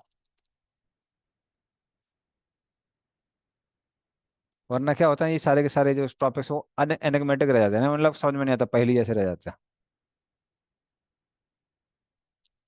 तो ये थोड़ा सा टेक्निकल है, अगर भक्तों को अगर चाहें तो और डिस्कस करके हमको उसको क्लियर करेंगे। तो हमारी जो इंद्रियां हैं, वो इंद्रियां सटल बॉडी में है। जो असली इंद्रियां वो सटल बॉडी में है, सूक्ष्म शरीर में है। इसलिए सपने में हमें चीजें दिखाई देती हैं, सुनाई देती हैं, हम चख सकते हैं, सब कर सकते हैं। और फिर उनके अंदर जो कवरिंग है इन इंद्रियों के अंदर, वो कौन सी कवरिंग है? वो ग्रॉस कवरिंग है, जो कि हमको दिखाई पड़ रही है। तो ये आंख कैसी है? ग्रॉस। बट जो सूक्ष्म शरीर के अंदर आंख है वो कैसी है? सटल, सूक्ष्म है वो। तो जो हमको दिखाई पड़ रही है, जो अभी आपको दिख रहे हैं इसको, ये है अक्षिणी। और जो सूक्ष्म शरीर के अंदर है उसको बोलते हैं चक्षु, उसको चक्षु कहते हैं। उसके देवता कौन है? सूर्य। उसकी तन्मात्रा क्या है? रूप, फॉर्म, वो उसकी तन्मात्रा है। उससे रिलेटेड एलिमेंट कौन सा है? अग्नि, फायर। ठीक है, ये मैं आपको भेज दूंगा, ये आप लोगों को उसमें भेज दूंगा ग्रुप में। तो फायर है। फिर कान। कान के लिए जो सूक्ष्म इंद्रिय है वो है श्रोत्र। जो आपको दिखाई पड़ रहा है अभी वो क्या है? कर्ण। उसके देवता कौन है? दिग देवता है। तन्मात्रा क्या है? ध्वनि, शब्द, वो तन्मात्रा है। उससे मेटल एलिमेंट कौन सा रिलेटेड है? वो है आकाश, आकाश रिलेटेड है। नाक। नाक का जो सटल सेंस ऑब्जेक्ट है वो कौन सा? घ्राण। जो दिखाई पड़ रहा है वो नासिका है।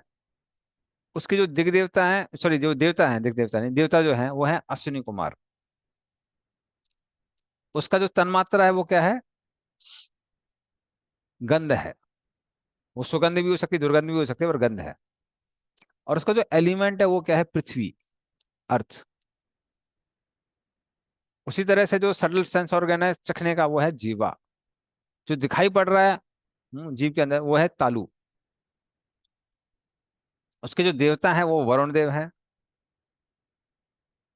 और रस इस संसार के जो अलग अलग है वो क्या है? उसकी तन्मात्रा।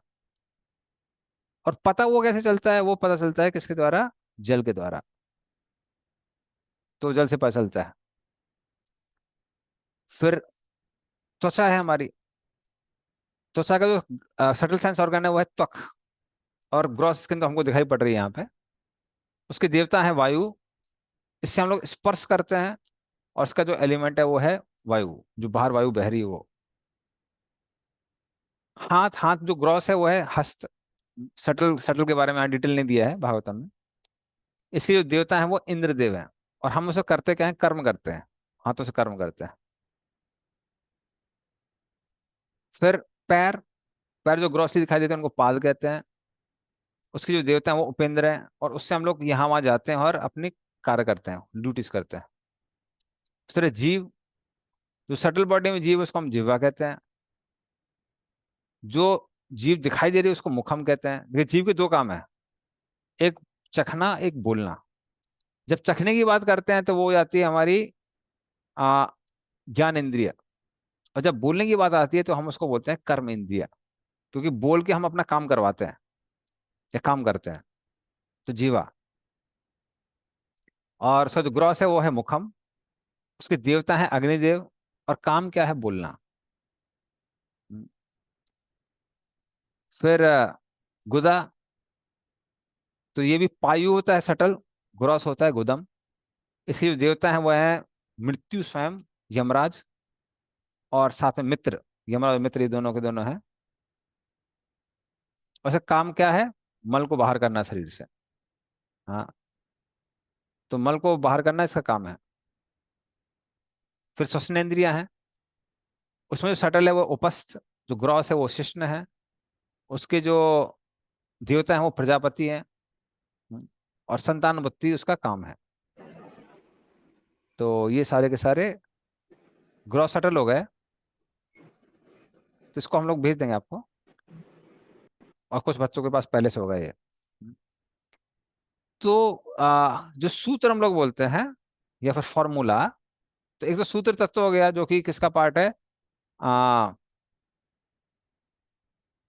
आ, महातत्व का पार्ट है शुद्ध तत्व। और एक सूत्र मतलब तो फॉर्मूला, तो फॉर्मूला क्या काम करता है इसमें, कि जीव का डिजायर है कि शरीर मिले, भगवान का भगवान सैंक्शन देते हैं कि हाँ शरीर इनको मिलना चाहिए। एक बार सैंक्शन हो जाता है तब क्या होता है, जो गर्भोदक साई विष्णु का ग्रॉस सेंस ऑर्गन है, जो कि सच्चिद आनंद का बना हुआ है, उससे क्या निकलता है, उससे निकलता है आध्यात्म। हमको इंद्रियां मिलती हैं। कौन सा आध्यात्म की बात चल रही है यहाँ पे, सटल सेंस ऑर्गन, जो हमने बताया ना सटल, ये उपस्थ पायु जीवा ये सब निकलते हैं। साथ में उससे क्या निकलता है, उससे देवता निकलते हैं, जो यहाँ पे लिखे हुए हैं प्रजापति मृत्यु अग्निदेव, ये सब देवता है, ये सब निकलते हैं। और फिर उससे क्या निकलता है, तन मात्राएं निकलती हैं, रूप रस गंध शब्द स्पर्श वो सब निकलती हैं। तो जैसे ही आ, भगवान की इच्छा है कि हमको खाना है, तो भगवान की जो तालु है उससे क्या निकलती है, जीवा और वरुण निकलता है, और वरुण से फिर क्या निकलता है, रस निकलता है। तो बेसिकली ये पूरे आ, श्लोकों में 30 नंबर श्लोक तक क्या दिखाया गया है, ये दिखाया गया है कि कैसे सारी सृष्टि, सारी इच्छाएं, सारे कार्य, ये सब कहां से आए, सब भगवान से ही आए। तो कैसे भगवान सारी चीजों के स्रोत हैं, उसको यहाँ क्लियरली डिपिक्ट किया गया है। ठीक है, तो इसके ऊपर जो कोई क्वेश्चन है तो पूछेगा, या ना फिर हम लोग श्लोक में आगे चलेंगे।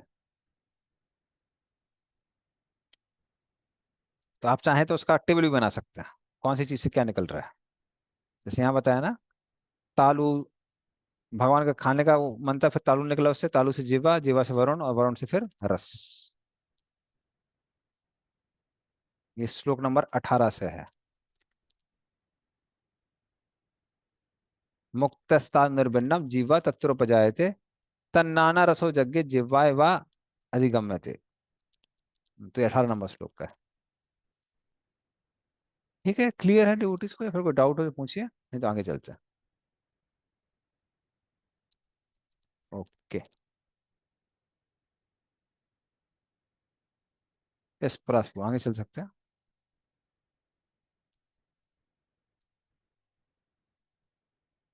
तो जीवा वाले हो गए 19 नंबर। विवक्षोर्मुख तो भूमनो वह निर्वाग वाहितम तयो, जले च तस्य सुचिरम निरोधा समजायत। पढ़िए इसका भी अर्थ और तात्पर्य। हरे कृष्णा। जब परम पुरुष की बोलने की इच्छा हुई तो उनके मुख से वाणी गूंजी, फिर मुख से अधिष्ठाता देव अग्नि की उत्पत्ति हुई।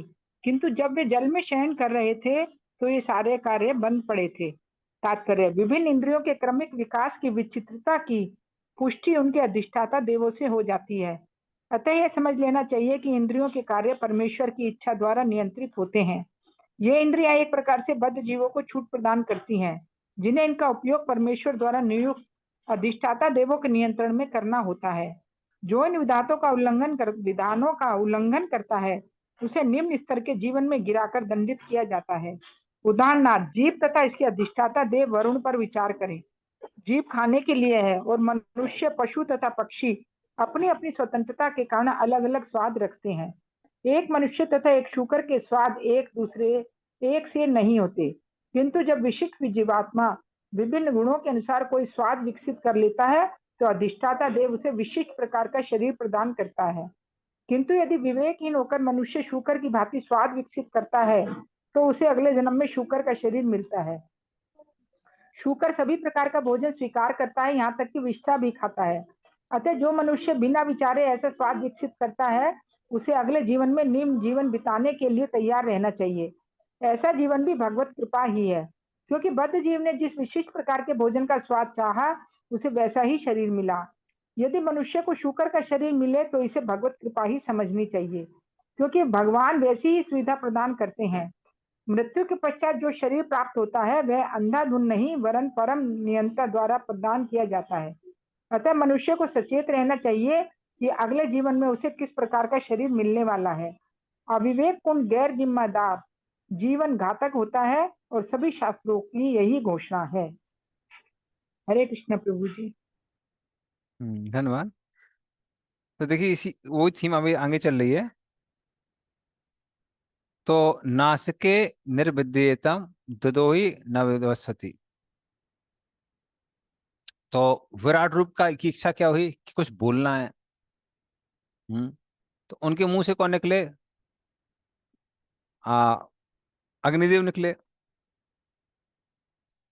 फिर उससे क्या निकला? उससे आ सटल सेंस ऑर्गन है जो किसका, स्पीच का, तो वो निकला। और फिर उससे तन्मात्रा निकली। उसकी तन्मात्रा क्या है? शब्द। तो ये सारी की सारी चीजें उससे निकलती हैं। ओके, आगे चलते हैं। हाँ, हरे कृष्ण प्रभु।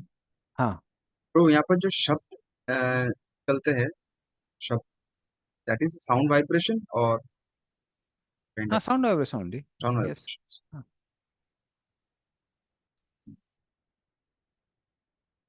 नासिके निर्भिद्येताम ददो दधूयति न भस्वति तत्र वायुर्गंधवायो वहो घ्राणो नसि जिगरक्षतः।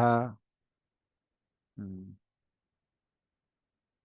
पढ़ी इसका भी अर्थ तात्पर्य। हरे कृष्णा।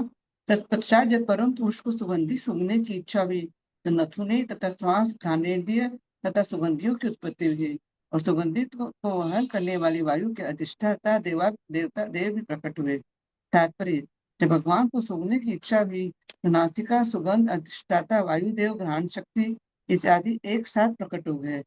निषेधों में आए इस कथन की वैदिक मंत्रों द्वारा पुष्टि होती है कि जीवात्मा द्वारा कोई कार्य करने के पूर्व ईश्वर प्रत्येक वस्तु के लिए इच्छा प्रकट करते हैं। जीवात्मा तभी देख सकता है जब ईश्वर देख रहा हो। जीवात्मा तभी सूंघ सकता है जब ईश्वर सूंघे इत्यादि। कहने का तात्पर्य यह है कि जीवात्मा कोई भी कार्य स्वतंत्र रूप से नहीं कर सकता, भले वो किसी कार्य को स्वतंत्र रूप से करने के विषय में सोचे, किंतु वो स्वतंत्र रूप से कोई कार्य कर नहीं सकता। भगवत कृपा से सोचने की स्वतंत्रता तो है, किंतु कार्य रूप में उसकी परिणति भगवत कृपा से ही होती है। इसलिए आम कहावत है, आपन सोचो होत नहीं, प्रभु सोची तत्काल। सारी व्याख्या का विषय है कि जीवात्मा परतंत्र है, परमेश्वर पूर्ण स्वतंत्र है। जो अज्ञानी पुरुष अपने को ईश्वर के समकक्ष बताते हैं, उन्हें पहले अपने आप को स्वतंत्र तथा परम सिद्ध प्रमाणित करना चाहिए, तब उन्हें ईश्वर से अपनी एकात्मकता का दावा प्रमाणित करना चाहिए। हरे कृष्णा। धन्यवाद। तो इस श्लोक में बताया गया है कि जब प्राणवायु तत्र नासिके निर्विद्येतम दधोति नभस्वति। हाँ, तो जब लाइफ फेयर एक्टिव हो जाती है तो फिर क्या होती है? नाक जो है जिसमें दोनों नथुने हमारे हैं वो उत्पन्न होती है। और फिर वायु गंध को लेके आती है। तो उस तरह से नाक कैसे उत्पन्न होती है, सूंघने की शक्ति कैसे उत्पन्न होती है, और कैसे आ, वायु उसको लेके आती है जो कि वायुदेव हैं, तो ये सब डिटेल यहाँ बताया हुआ है। तो इसमें भी बताया है कैसे सारी चीजें किससे आ रही हैं, गर्भदशा विष्णु से आ रही है। यदात्मनि निरालोकम आत्मानं चादिदृक्षतः निर्भिन्ने ही अक्षिणी तस्य ज्योतिश्चक्षुर्गुण ग्रह। पढ़ी इसका अर्थ तात्पर्य। हरे कृष्णा। इस प्रकार जब सारी वस्तुएं अंधकार में विद्यमान थी तो भगवान की अपने आप को तथा जो कुछ उन्होंने रचा था उन सबको देखने की इच्छा हुई। तब आंखें, प्रकाशमान सूर्य, देखने की शक्ति तथा दिखने वाली वस्तु ये सभी प्रकट हुई। तात्पर्य, यह ब्रह्मांड यथार्थ में घना अंधकार है और इसलिए समग्र सृष्टि तमस या अंधकार कहलाती है। रात्रि ही ब्रह्मांड का वास्तविक स्वरूप है क्योंकि तब मनुष्य को कुछ भी नहीं दिखता, यहाँ तक कि वह स्वयं को भी नहीं देख सकता। भगवान ने अपनी अलौकिक कृपा से सर्वप्रथम अपने आप को तथा अपनी सारी सृष्टि को देखना चाहा। इस तरह सूर्य प्रकट हुआ, समस्त जीवों में देखने की शक्ति उत्पन्न हुई और दिखने वाली वस्तुएं भी प्रकट हुई। इसका अर्थ यह हुआ कि सूर्य की सृष्टि के बाद ही सारा व्यवहार जगत दिखाई पड़ने लगा। हरे कृष्ण।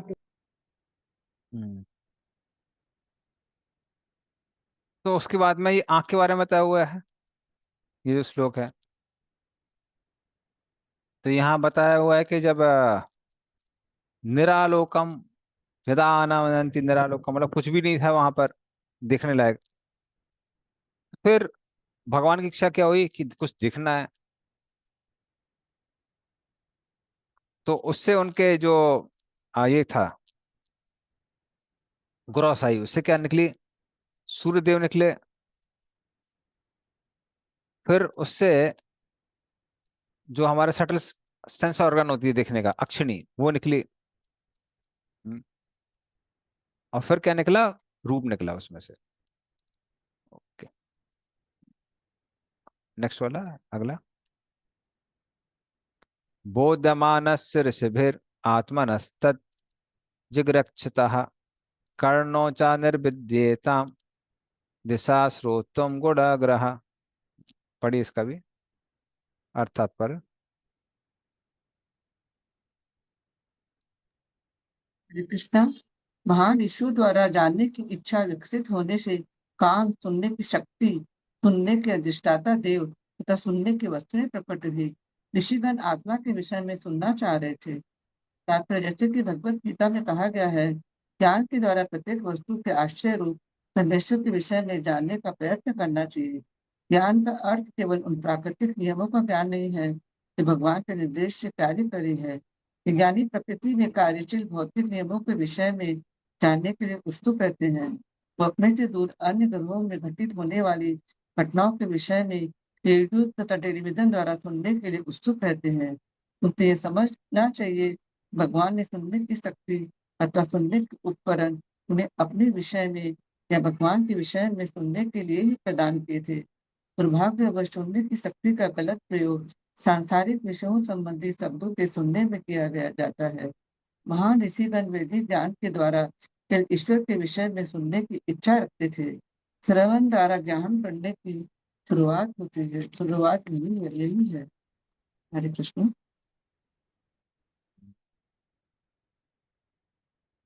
तो इस श्लोक में इस श्लोक में बताया गया है किसके बारे में, इसमें बताया गया है रूप के बारे में, नहीं समझने के बारे में, कि जब विराट रूप में इच्छा उत्पन्न हुई या भगवान में इच्छा उत्पन्न हुई, क्या कुछ समझना है, तब क्या उत्पन्न हुआ, दो कान उत्पन्न हुए, उसके जो देवता हैं दिग्देवता वो उत्पन्न हुए, फिर कर्णों जो सटल ऑर्गन है वो उत्पन्न हुआ, और फिर शब्द भी उत्पन्न हुआ। ये सारी की सारी चीजें उत्पन्न होती है एक साथ। ओके, नेक्स्ट श्लोक।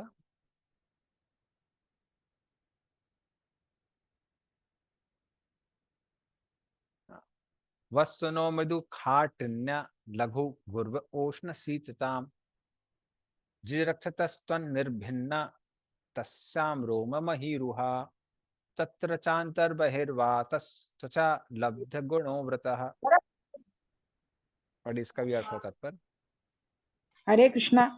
जब पदार्थ के भौतिक गुणों यथा कोमलता, कठोरता, उष्णता, शीतलता, हल्कापन तथा भारीपन को देखने की इच्छा हुई तो अनुभूति की पृष्ठभूमि त्वचा, त्वचा के छिद्र, रोम तथा उनके अधिष्ठाता देवों, वृक्षों की उत्पत्ति हुई। त्वचा के भीतर तथा बाहर वायु की खोल है जिसके माध्यम से स्पर्श का अनुभव होने लगा। तात्पर्य, पदार्थ की कोमलता जैसे भौतिक गुण इंद्रिय अनुभूति के विषय हैं, अतः भौतिक ज्ञान स्पर्श का विषय है। पदार्थ का ताप हाथ से स्पर्श करके जाना जा सकता है, किंतु वस्तु का भार उसको हाथ में उठाकर ज्ञात किया जा सकता है, जिससे उसके भारीपन या हल्केपन का अनुमान लग सकता है।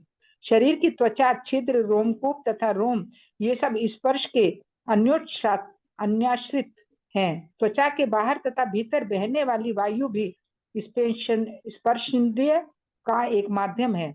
यह स्पर्श इंद्रियां ज्ञान का स्रोत भी है।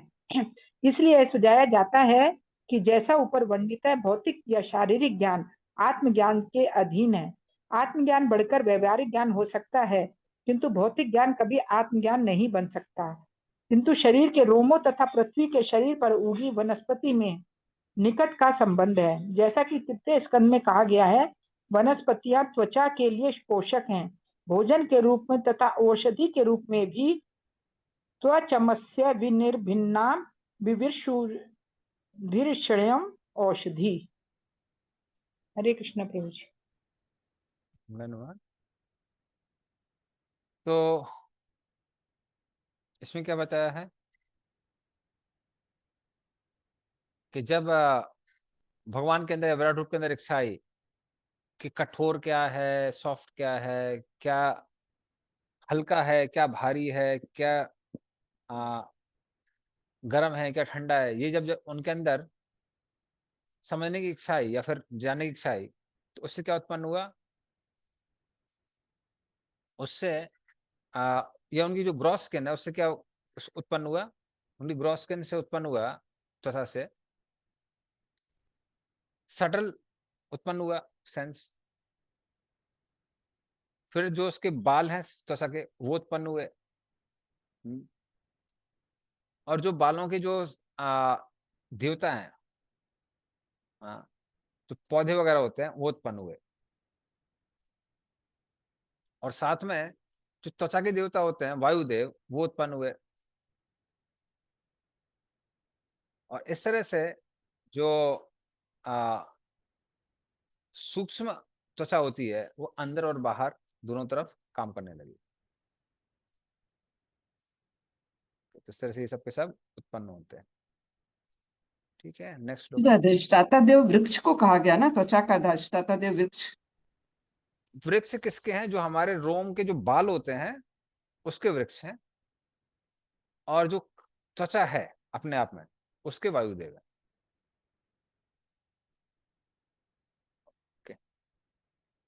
हस्तोरुहतुस्तस्य नानाकर्म चिकीर्षया तयोस्तु बलवान इंद्र आदानम उभयाश्रयम।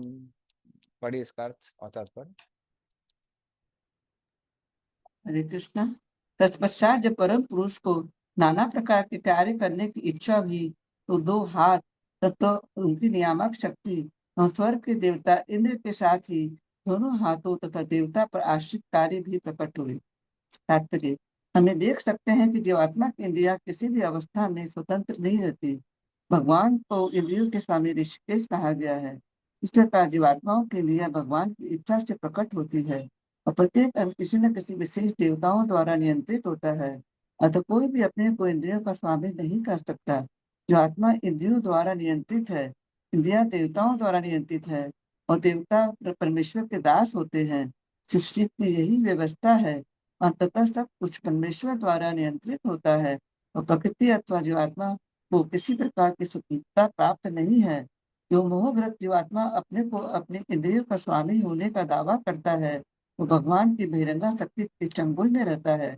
जब तक जीवात्मा को आगे क्षुद्र अस्तित्व के घमंड में रहता है, तब तक उसे भगवान की बहिरंगा शक्ति के कठोर नियंत्रण में समझना चाहिए और माया के चंगुल से मुक्ति पाने का कोई प्रश्न ही नहीं उठता, चाहे वो अपने को कितना ही मुक्त जीव जो न घोषित करता रहे। हरे कृष्णा। तो 24वां श्लोक में क्या बताया है कि जब विराट रूप के अंदर इच्छा हुई कि मुझे कुछ करना है, तो उनके सशक्त हाथों से कौन उत्पन्न हुए? इंद्रदेव उत्पन्न हुए। फिर वस्तुएं उत्पन्न हुई जिसको आप उठा सकते हैं या कुछ कार्य कर सकते हैं। तो उभयाश्रमम, और श्रम उत्पन्न हुआ। तो ये सब उत्पन्न हुए किससे? भगवान के सशक्त हाथों से उत्पन्न हुए। अगला नेक्स्ट। गतिम जिगीषतः पादो रुरुहाते अभिकामिकाम पदभ्याम यज्ञ स्वयं हव्यम कर्म भी क्रियते निर्भी। पढ़िए इसका अर्थ तात्पर्य। हरे कृष्ण प्रभु। हाँ जी। तत्पश्चात गति, इधर उधर चलना को नियंत्रित करने की इच्छा से उनकी टांगें प्रकट हुई और टांगों से उनके अधिष्ठाता देव विष्णु की उत्पत्ति हुई। इस कार्य की स्वयं विष्णु द्वारा निगरानी करने से सभी प्रकार के मनुष्य अपने अपने निर्धारित यज्ञों कार्यों में संलग्न हैं। तात्पर्य श्रील प्रभुपाद के द्वारा श्रील प्रभुपाद की जय। प्रत्येक व्यक्ति अपने कार्य विशेष में संलग्न रहता है और जब वह इधर उधर जाता है तो ये कार्य प्रकट होते हैं। संसार के बड़े बड़े शहरों में यह सुस्पष्ट दिखता है। लोग इन शहरों में एक स्थान से दूसरे स्थान को बड़े बड़े कार्य लेकर घूमते हैं। यह गतिशीलता बड़े बड़े शहरों तक ही सीमित नहीं होती, यह शहरों से बाहर भी विभिन्न वाहनों द्वारा एक स्थान से दूसरे स्थान तक या एक शहर से दूसरे शहर तक देखी जाती है। लोग व्यापार की सफलता हेतु सड़कों पर कारों तथा रेलों द्वारा चलते हैं और पृथ्वी के भीतर भूमिगत रेलों द्वारा तथा आकाश में वायुयानों द्वारा यात्रा करते हैं। किंतु इन समस्त गतियों का मूल उद्देश्य सुखी जीवन के लिए धन अर्जित करना होता है। इस सुखी जीवन के लिए सारे विज्ञानी, कलाकार, इंजीनियर, टेक्नीशियन मानव क्रियाशीलता की विभिन्न शाखाओं में लगे रहते हैं, किंतु वे यह नहीं जानते कि मानव जीवन के उद्देश्य की पूर्ति के लिए कार्यों को किस प्रकार सार्थक बनाया जाए। इस रहस्य से अनजान होने से उनके सारे कार्य अनियंत्रित इंद्रिय तृप्ति के उद्देश्य से किए जाते हैं। अतः वे ऐसा करके अनजाने ही अंधकार के गहन क्षेत्रों में प्रवेश करते हैं।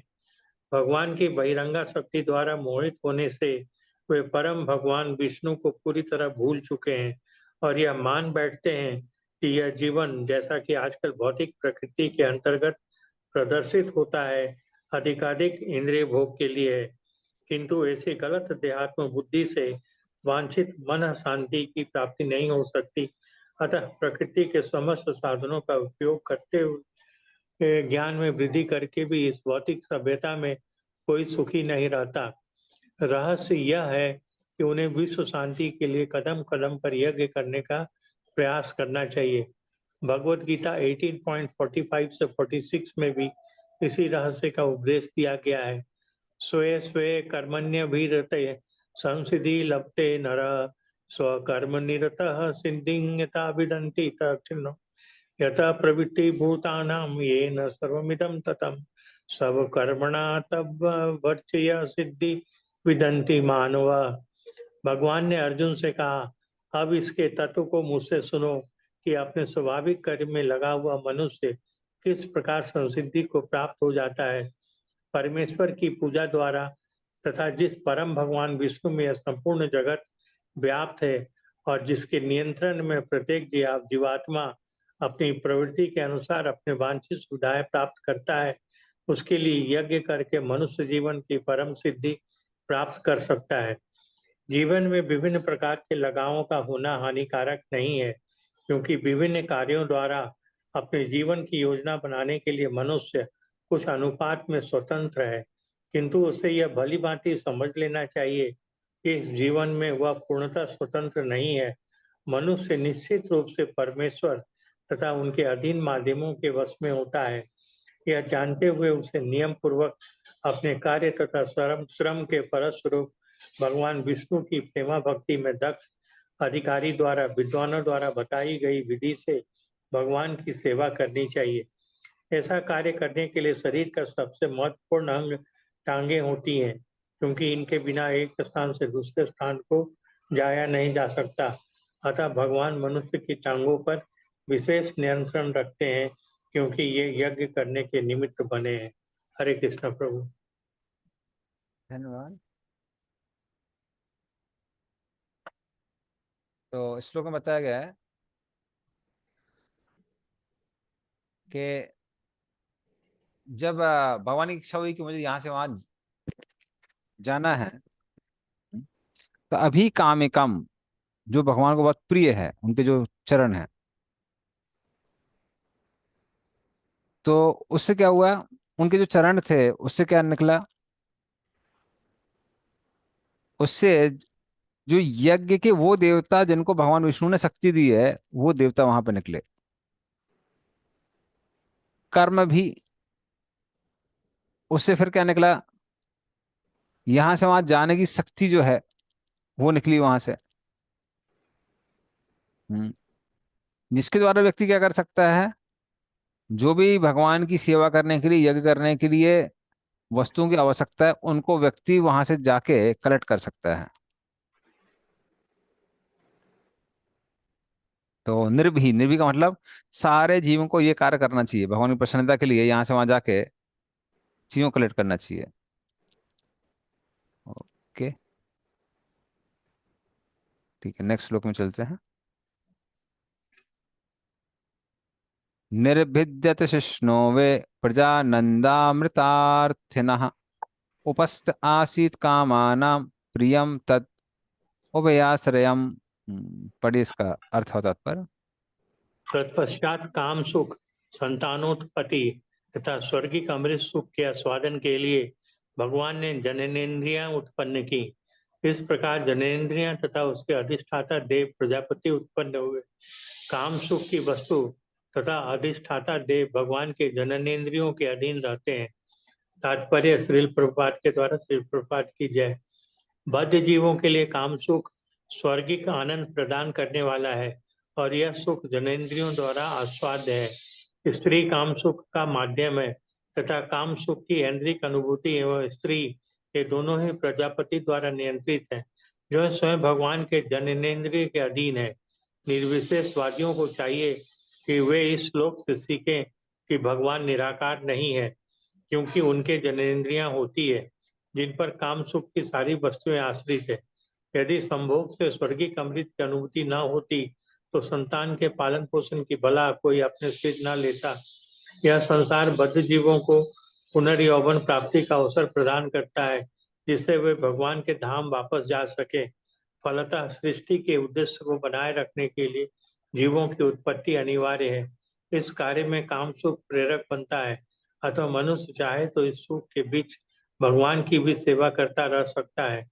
यह सेवा तभी सार्थक होती है जब काम सुख से उत्पन्न संतान भगवत चेतना में समुचित शिक्षा प्राप्त करे। भौतिक सृष्टि का एकमात्र उद्देश्य जीवों की सुप्त भगवत चेतना को जागृत करना है। मनुष्य शरीर को छोड़कर अन्य किसी भी जीव में काम सुख भगवान के सेवा भाव से प्रेरित नहीं होता, किंतु मनुष्य रूप में बद्ध जीव मोक्ष प्राप्ति के लिए उपयुक्त संतानों को भगवत चेतना की ओर अभिमुख कर सके तो चाहे तो सैकड़ों संतानें उत्पन्न करके वह अपार इंद्रिय सुख द्वारा दिव्य सुख लूट सकता है। अन्यथा संतानें उत्पन्न करना शुकरों जैसा कार्य है, अपितु शुकर मनुष्य से बढ़कर निपुण है, क्योंकि वह एक ही बार में दर्जनों बच्चे पैदा करता है, जबकि मनुष्य एक बार में केवल एक संतान उत्पन्न कर सकता है। अतः मनुष्य को स्मरण रखना चाहिए कि जननेन्द्रियां, काम सुख, स्त्री तथा संतान ये सब भगवान की सेवा से संबंधित हों, और जो भगवान के साथ अपनी सेवा संबंध को भूल जाता है वह प्रकृति नियमों के द्वारा 3 प्रकार के तापों से पीड़ित होता रहता है। कुत्ते को भी विषय भोग का अनुभव होता है, किंतु उसमें ईश्वर चेतना का भाव नहीं उठता। मानव जीवन ईश्वर चेतना का अनुभव होने से कुत्ते से भिन्न है। हरे कृष्ण प्रभु। हरे कृष्ण। तो इस श्लोक में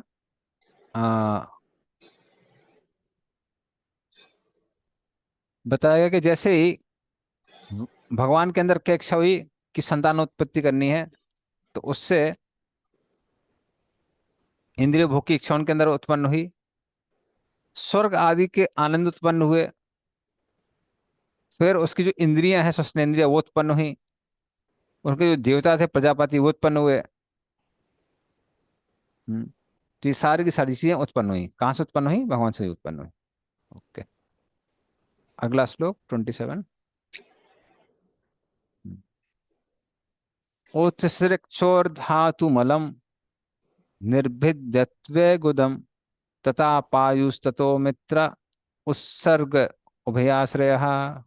पढ़ इसका था तात्पर्य। तत्पश्चात जब उन्हें खाए हुए भोजन के मल त्याग की इच्छा हुई तो गुदा द्वार और फिर वायु इंद्रिय और उनका अधिष्ठाता देव मित्र विकसित हुए। वायु इंद्रिय तथा उत्सर्जित पदार्थ ये दोनों अधिष्ठाता देव के आश्रय में रहते हैं। तात्पर्य श्रील प्रभुपाद के द्वारा श्रील प्रभुपाद की जय। जहाँ मल त्याग करते हुए मल पर भी नियंत्रण होता हो वहाँ जीवात्मा अपने को स्वतंत्र होने का दावा कैसे कर सकता है। हरे कृष्ण प्रभु। तो देखिए ये प्रभुपाद का मूड है, यहाँ बहुत क्लियर दिखाई दे रहा है। हाँ, तो वैसे पहले श्लोक में बताते हैं। श्लोक में क्या दिया हुआ है कि जो भोजन पच गया था धातु मलम, उसको जब निकालने की इच्छा हुई किसके अंदर, भगवान के अंदर हुई, तो फिर उनकी गुदा से क्या निकला, उससे पायु, सबके अंदर सटल सेंस ऑर्गन होता है, मल त्याग करने का, वो निकला। उसके जो देवता होता है मित्र, तो ये सब के सब उत्पन्न हुए। और प्रभुपाद बोल रहे हैं कि यहाँ पे क्लियरली बता रहे हैं। तो ये प्रभुपाद का मूड देख सकते हैं। जो लोग अपने आप को भगवान कहते हैं उनको प्रभुपाद अटैक कर रहे हैं। तो अगर कोई बोल सकता है मैं भगवान हूं, तो कई बार आप मल त्यागना चाहते हैं पर नहीं आता है, और नहीं त्यागना है तो भी निकल जाता है। तो जब आप वही कंट्रोल नहीं कर सकते, आप कैसे बोल सकते हैं आप भगवान है। तो प्रभुपाद यहाँ बता रहे हैं। ओके, चलिए नेक्स्ट वाले में चलते हैं।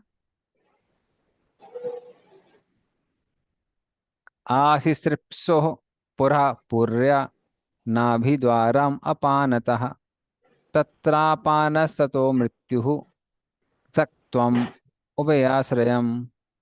पढ़ी इसका अर्थ तात्पर्य। तत्पश्चात जब उन्हें एक शरीर से दूसरे शरीर में जाने की इच्छा हुई तो नाभि तथा अपान वायु एवं मृत्यु की एक साथ सृष्टि हुई। मृत्यु तथा अपान वायु दोनों का ही आश्रय नाभि है। तात्पर्य श्रील प्रभुपाद के द्वारा श्रील प्रभुपाद की जय। प्राण वायु जीवन दाता है और अपान वायु प्राण को रुद्ध करता है। इन दोनों के कंपन नाभि से उत्पन्न होते हैं। यह नाभि एक शरीर से दूसरे शरीर को जोड़ने वाली गांठ है। ब्रह्मा जी गर्भोत्कर्षाई विष्णु की नाभि से पृथक शरीर के रूप में प्रकट हुए और यही नियम सामान्य शरीर के जन्म में भी लागू होता है। शिशु का शरीर माता के शरीर से विकसित होता है और जब शिशु माता के शरीर से विलग होता है तो नाभि ग्रंथि नाड़ा काट कर उसे अलग किया जाता है। इसी विधि से परमेश्वर ने अपने आप को नाना रूपों में पृथक किया। अतः जीवात्माएं भिन्न अंश है और उसकी कोई स्वतंत्र सत्ता नहीं होती। हरे कृष्ण प्रभु। हम्म। तो जब विराट रूप के अंदर इच्छा हुई, या भगवान गर्भोदय विष्णु के अंदर इच्छा उत्पन्न हुई कि एक शरीर से दूसरे शरीर में जाना है, तो उनकी जो नाभि है, हाँ, उससे फिर क्या निकलता है, अपान निकलती है, अपान वायु। उससे फिर प्राण वायु निकलती है। ओके, फिर वो किसके द्वारा निकलती है, नाभि के द्वारा निकलती है। और उसके जो देवता है मृत्यु, वो उत्पन्न होते हैं। हम्म, क्योंकि अपान वायु वही नीचे की ओर लेके जाती है और मृत्यु का कारण बनती है। तो प्राण और अपायन ये दोनों अलग कहाँ से होते हैं, नाभि से अलग होते हैं। प्राणवायु और अपान वायु। तो जब प्राणवायु और अपान वायु अलग अलग हो जाते हैं तब व्यक्ति की क्या हो जाती है, मृत्यु हो जाती है। तो शायद इसीलिए जब मृत्यु हो जाती है तो नाभि को वो जलती नहीं है। नाभि को फिर बोलते हैं कि आप उसको मिट्टी में के अंदर बंद करके उसको सड़ा के आइए। तो प्रभुपाद उस पर जोर दे रहे हैं कि never is joint from one body to another. एक शरीर से दूसरे शरीर में जाने के लिए जो स्थान है वो कौन सा है, नाभि है। क्योंकि नाभि प्राणवायु और अपान वायु को अलग अलग कर देती है।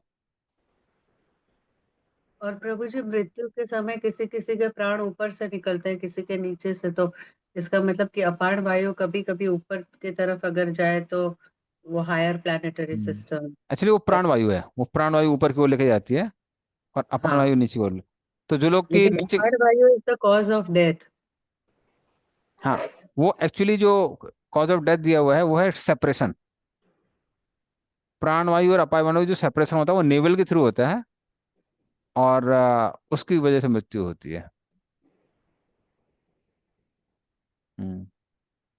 यहाँ लिखा हुआ, यहाँ पे जो प्राणवायु कंटिन्यूस, द अपान वायु stops the living force, both the vibration generated from the abdominal hole, the navel is a joint from when Lord Brahma was born। ठीक है, ये तो हो गया।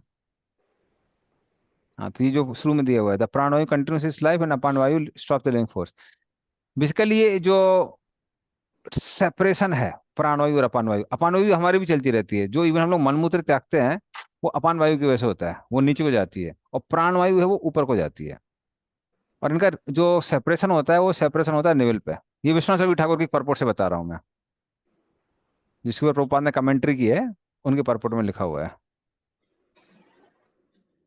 तो देखिए उन्होंने क्या लिखा हुआ है, it is well known that death involve separation between the bonds of both prana and apana in the navel region. तो नाभि के स्थान में प्राण और अपान अलग अलग होते हैं, और जब वो सेपरेट हो जाते हैं तो व्यक्ति की मृत्यु हो जाती है। ओके, ठीक है, आगे चलते हैं। कुछ उससे पहले I think as long as the person is alive it is cyclic. हाँ, साइकिल चलते हैं, नहीं फिर वो ऊपर नीचे चलते रहते हैं, कनेक्टेड रहते हैं, पर जैसे वो डिस्कनेक्ट हो जाते हैं हाँ, तो फिर वो क्या बोलते हैं, मृत्यु हो जाती है। आदित्योर अन्नपानानाम आसन कुक्ष्यंतर्नाड्यः नद्या समुद्राश्च तयोश तुष्टि पुष्टि तदाश्रये। पढ़िए इसका भी अर्थ और तात्पर्य। जब भोजन तथा जल लेने की इच्छा हुई तो उदर, आंतें तथा धमनियां प्रकट हुई। नदियां तथा समुद्र इनके पोषण तथा उपापचय के स्रोत हैं। तात्पर्य श्री प्रभुपाद के द्वारा श्री प्रभुपाद की जय। आंतों के अधिष्ठाता देव नदियां हैं और धमनियों के समुद्र हैं।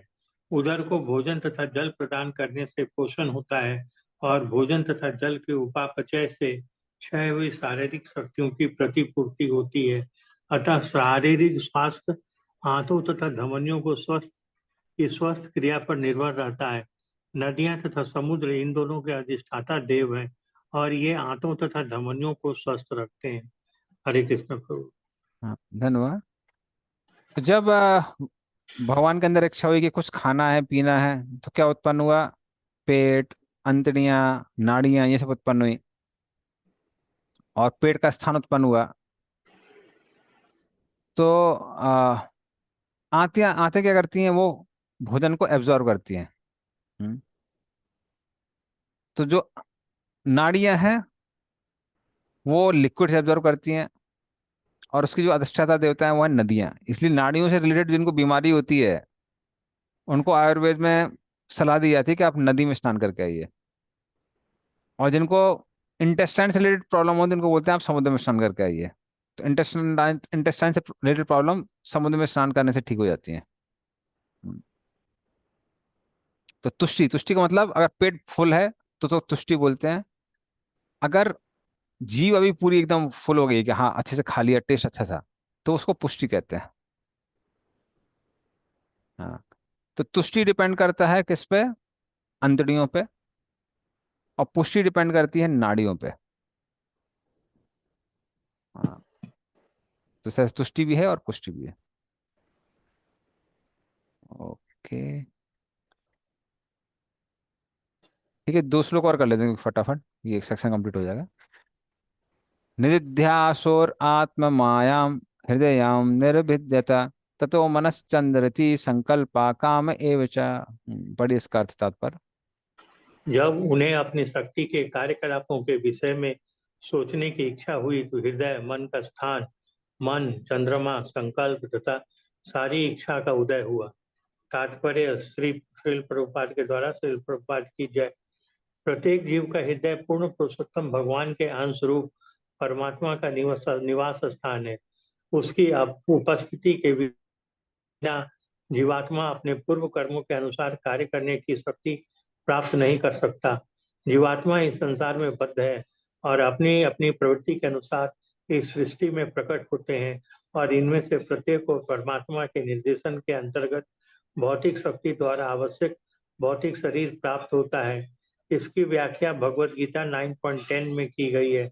अतः जब परमात्मा बद्ध जीव के हृदय में स्थित हो जाता है तो बद्ध जीव में मन उत्पन्न होता है और वह अपने कार्य के प्रति उसी प्रकार सचेष्ट हो उठता है जिस प्रकार नींद से जगने पर मनुष्य को अपने कार्य का भान होता है। अतः जीवात्मा में भौतिक मन तभी उत्पन्न होता है जब परमात्मा हृदय में बसता है। इसके बाद मन, इसका अधिष्ठाता देव चंद्रमा और फिर मन के कार्य सोचना, अनुभव करना तथा इच्छा करना उत्पन्न होते हैं। मन के कार्य हृदय के प्रकट हुए बिना प्रारंभ नहीं हो सकते और हृदय तभी प्रकट होता है जब भगवान भौतिक सृष्टि के कार्यकलाप देखने की इच्छा करते हैं। हरे कृष्ण प्रभु। धन्यवाद। तो ठीक है, ये इस श्लोक के साथ में इस सेक्शन एंड हो जाएगा। फिर उसके बाद में अन्य चीजों के बारे में आया है। तो जब भी भगवान के अंदर इच्छा हुई कि थोड़ा सा माया के बारे में सोचें, तब क्या उत्पन्न हुआ? हृदय उत्पन्न हुआ, उसमें मन उत्पन्न हुआ और मन के जो देवता हैं चंद्रमा वो उत्पन्न हुए। उसके साथ साथ क्या उत्पन्न हुआ? दृढ़ संकल्प की शक्ति उत्पन्न हुई और भौतिक इच्छाएं उत्पन्न हुई। तो ये सारे के सारे उत्पन्न होते हैं जब भगवान की इच्छा होती है माया के ऊपर कंटेम्पलेट करने की। ओके, तो फिर आगे हम लोग नेक्स्ट क्लास में डिस्कस करेंगे। तो एंड करते हैं यहाँ पे। कंदरा श्रीमद् भागवतम की जय, श्री गोपाल की जय।